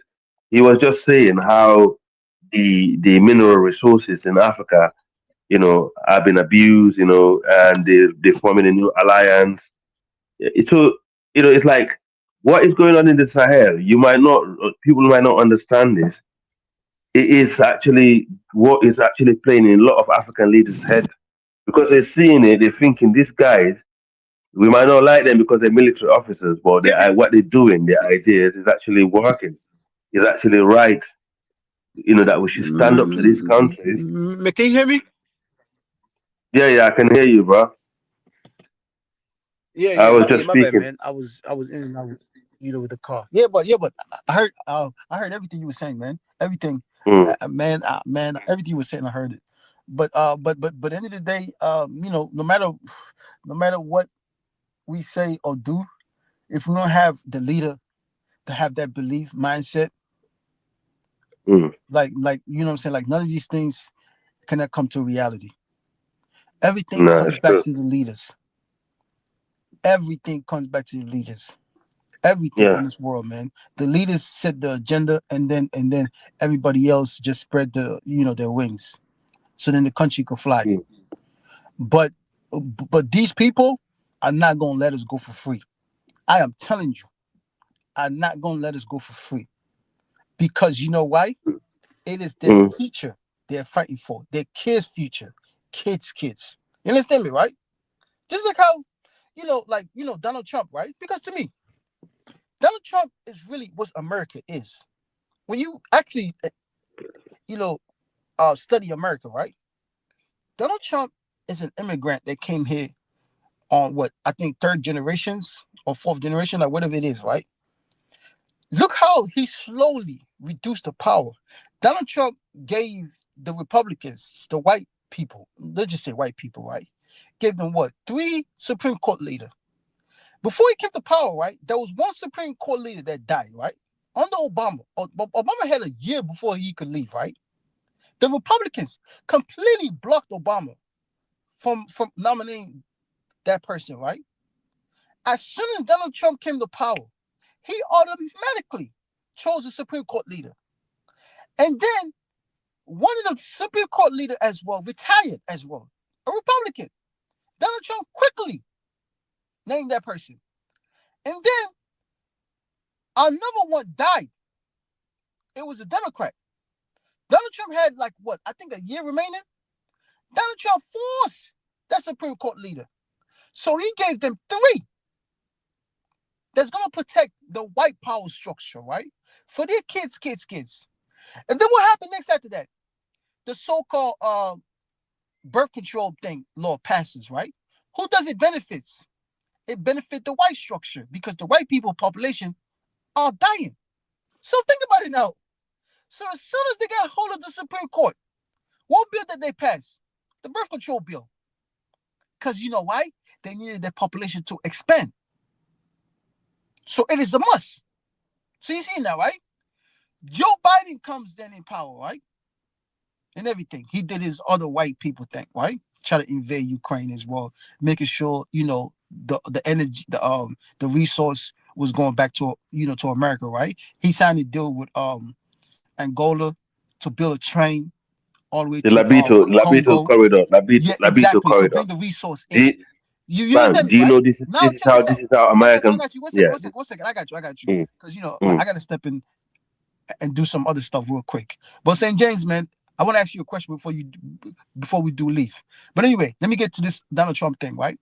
Donald Trump came back to power, right? What did he attack next? The Bill of Rights. He removed the so-called Bill of Right power. Now, in the South of America, all these states, Florida, Texas, Alabama, Tennessee, Oklahoma, Texas, Georgia, You understand me, right? Kansas, all these states. Now the white people they could realign the country as well. So the black people that had some type of control within their states, they managed the power. They cut the line. So half of the votes went straight to the white people. So then it weakened the power of the black people. So less representative in Congress, less representative in the Senate, less representatives in the local government as well, less representative in the state as well. You understand me, right? Now, if somebody did all these moves, right, what are they empowering? Their future whiteness in the future. With the next 10 to 20 years, they want to make sure their people are in power, are in control. Their people are in authority. You understand me, right? This is what black people don't understand. Instead, we get stuck on religion. We need to work with religion how to empower our people. No, everything I'm telling you is facts. Everything I'm telling you. As soon as they got hold of the Supreme Court, what was their attack? Birth control. Why? Make sure our females are making babies. If you do want to, have abortion, you could go to jail for like 5 or 10 years. In Texas, majority of this South of the states in the South, they have that in bill. Boom. So you understand me, right? All these other little things. So people, I don't know, man. People don't think. Now you see how the bill of rights. Do you think that's why they got it was just no. These people, they have a system that they use. Their system is supposed to benefit them. They don't care about nothing else but power and control. Do you think that's why they actually got Ebola out there again? Because Ebola is back in Liberia. I was gonna ask Elvis this before he step out. Elvis, if you're listening, come up. Ebola is back. They trying to do it against the Did you hear that? St. James, did Nico you was hear trying about to that? join the live. Dennis is not here. Dennis, No, Dennis, if man. you're there, can you let us? The life ended a long time ago. Yeah. No, it's not. It's not ended. It It's not ended. ended. It's live. No, it's not. It's live. It's live. It's live. No, It's not ended. It's not. It's not ended. It's live, bro. You sure? Yeah, it's 100% live. Hold on. Let me double check. Yeah. St. James, have you heard about that? Ebola is back in West Africa. Oh, I heard about it, but I thought it was in Congo. In the Congo, is that in Liberia? I heard it's in Liberia, man. Oh, really? That's not good.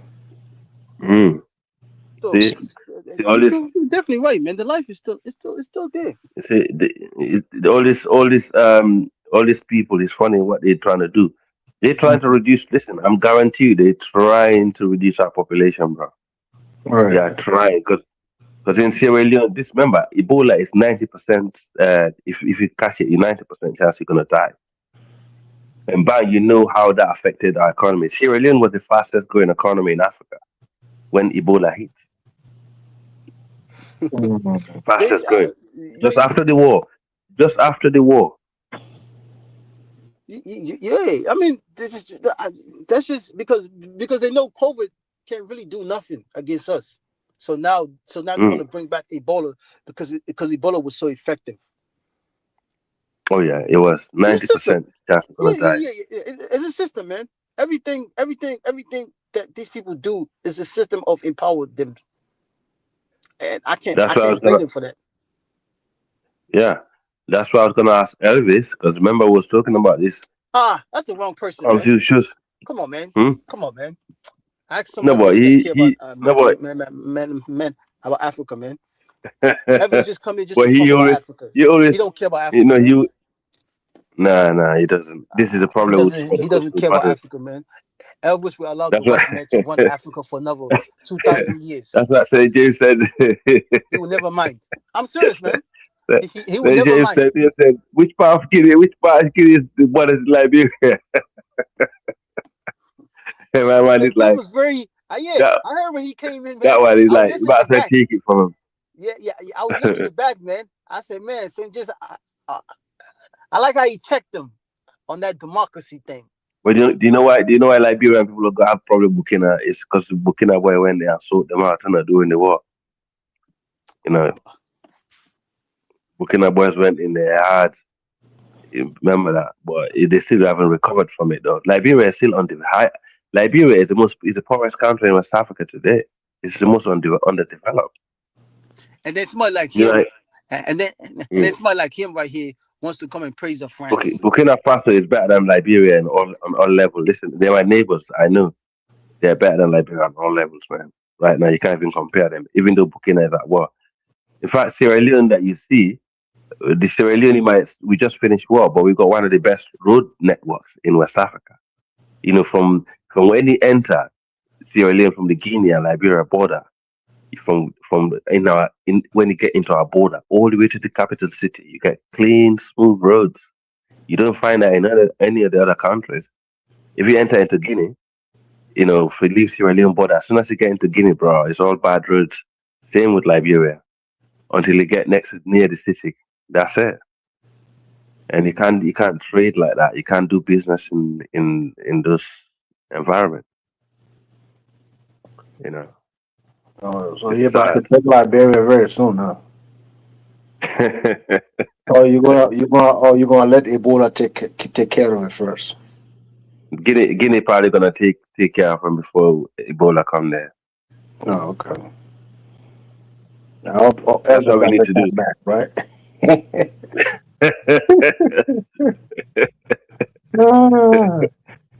He's scared of everything like the Sahel because he's scared of the Sahel. You know what they can do, innit? Yeah. The other day he said we haven't done anything. I'm like, why you speak like that? It's like, nah, man. You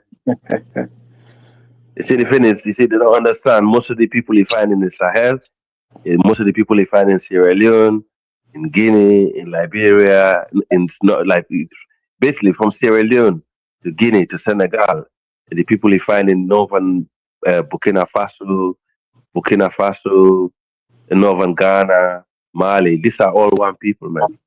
Oh. The same people. Same. People forget that. Even some part in Ivory Coast as well, they are the same people. Right. Just because they're in the coast, it doesn't mean anything. People travel around and live around the communities and intermarriages for years. You get me? Right. You can't claim to be more civilized than them because at the end of the day, you know, you can't get more nice countries than Senegal and Ivory Coast. These are people who from the Sahel that went there and settled and built those countries. That make no sense. Right. Okay. But you haven't. Have you touched on what would you like Sonko to do next? What do you think? Bang, and what do you think? For me, I think they should fix it. I think they should work together, and I think that is a good alliance that they had. I think it would be a shame for them to fall out because when two leaders fall out, it's not good for a country, right? You know, because it's not gonna good. Because what's gonna happen now? Instead of them focusing on governing the people, they're gonna focus on fighting on each other's differences, and that's not good for development. Right. You know, that's my main problem, and Do you it's my think worry because. Yeah. Do you think they can mend the relationship? I thought they could have. For me, right, based on the level of how they are very, united, right? For me, I thought if they were to disagree, they would have done that outside of the public view. You see what I'm saying? They would have done that. I didn't know it was going to be like a public falling out, and I never believed that. I never thought of it in this manner.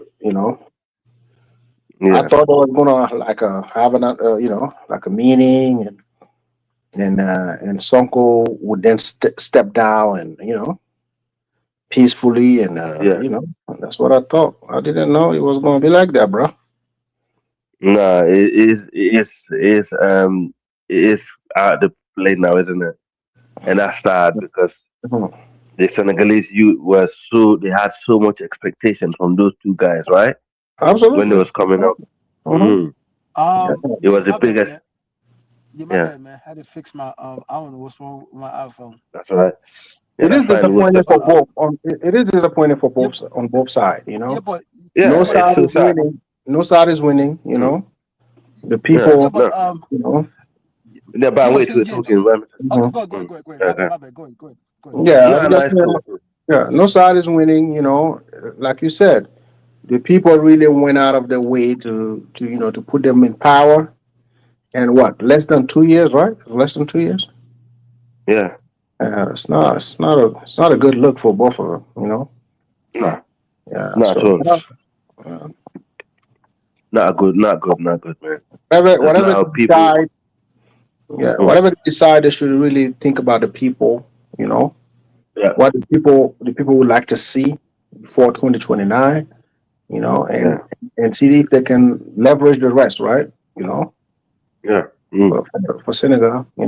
I mean, yeah, we want Senegal to win, man. We want them to be united. We really, I'm yes, still, I'm still hopeful for the two of them. I'm yes, still hopeful. I hope they fix it. I hope they fix it. yes. I mean, Senegal is always been brotherly country, isn't it? And when I went there, you meet so many different nationalities, and if you go to their circle, sometimes I meet people from the Niger Republic in their restaurants. You meet Sierra Leoneans. I met even a guy is a Jola guy from Burkina Faso. Like I met him there once, and he's the one that used to tell me about the military in Burkina Faso because he knows about the army. He used to serve them, but he's an old guy, and they have like a tight knit circle about them Senegalese. It don't matter where you come from as a West African. When you're around them, you don't feel like you're out of space. They're good people. I like their spirit. Oh Mm, yeah. I like their spirit. Yeah. Definitely, man. Yeah. They're like Sierra Leoneans. Sierra Leonean people are as well like we are like that. If you around us, regardless from where you are, you feel like it will make you feel welcome. In fact, Sierra Leone we like strangers than we like ourselves. That's our own problem sometimes. Right. Especially when it comes to other when it comes to other Africans. Mhm. Mm, That's nice. definitely. That's nice. Yeah. Yeah. 100%. Mhm. But some like I think Liberia was a little bit different though, isn't it? Liberia was always been inwards. But I think that's because um the Liberia was they was quite restrictive towards outsiders. But in all fairness, if you're from Sierra Leone and Guinea or Ivory Coast, like between the Mano River Union, you're in Liberia, you always feel good anyway. You don't have problems. But I think Liberia need to fix themselves, man. That country need to build their roads and the infrastructure. Need to catch up. Have you Since heard the about world is just Africa? like Have you Iraq, heard about African? Afghanistan. Mm-hmm. No, no. What happened? Okay. Let me add my Okay. thoughts into let's not Thank man, you. let's not go to that Be nice. direction, man. Yeah, let's not go to that direction, man. But at least no, honestly speaking, Uh, uh, Afghanistan is a good idea. I okay. believe it's a good idea, but it depends on What is that? people. It depends on people that lives in America to buy that idea, because at the end of the day, it's a good agenda for African countries, you know, for the whole continent. But in Senegal, right, this Okay. is my view of it, Yeah. right? To Mm-hmm. me, there's no going back. These people are separated. They separated because look at it, right? Some people, right, when they do get into power, how do they see themselves now? Think about it now. It's just like if somebody offer you $10 million, right? You could just spend it how you feel Mm. like. Are you gonna buy your dream car? Are you gonna stick to a normal car? Are you gonna buy your dream house? Are you just gonna sit into a normal house? You know what I'm saying? Are you gonna buy a decent house? Are you gonna buy a mansion? to some people, they're gonna do something to, you know, to please the ego. It's the same thing when somebody has never held a position of power, Diomaye Faye, and then all of a sudden he becomes a president. Now imagine you're the president of Senegal. How many people want your attention? How many people want you to just say yes to them? Family members, this and that, you know, elder people that's like 20 years older than you, calling you sir, 30 years older than you, calling you sir. You understand me, right? Then you go to these foreign countries, they start treating you real nice, you know, giving you this expensive bags for your wives, you know, giving you this expensive suits, clothes for your wives, family members as well. They could just go to a fancy restaurants, eat, and it's free. Think about it now. So how are you going to compose yourself? Are you going to be the same person, or are you going to be changed because of the fanciness of life have completely changed? The authority. Hey, guys, we gotta close out. My bad. Let me read these super chats. Baba Liko 9354, thank you for $5 holla. Faye's weak. You need to remember who put him there. Sonko for president. I am Senegal. Faye is a little toy for Macron. Baba Liko, my bad, Baba Liko. Next time, bro, but we gotta close out. Sonko have to watch has back now because Faye and Macron will try something. Faye presidency is Sonko. Sonko will be president soon. Baba Liko, my bad again, Baba Liko. Drop the link. Let me do it. Fine. Hey, we'll do a part 2 tomorrow. Everyone, thanks so much for joining. Like, subscribe to Next Time Family. That is St. James, stay, man. Love family. Thank you, Dennis. Thank you.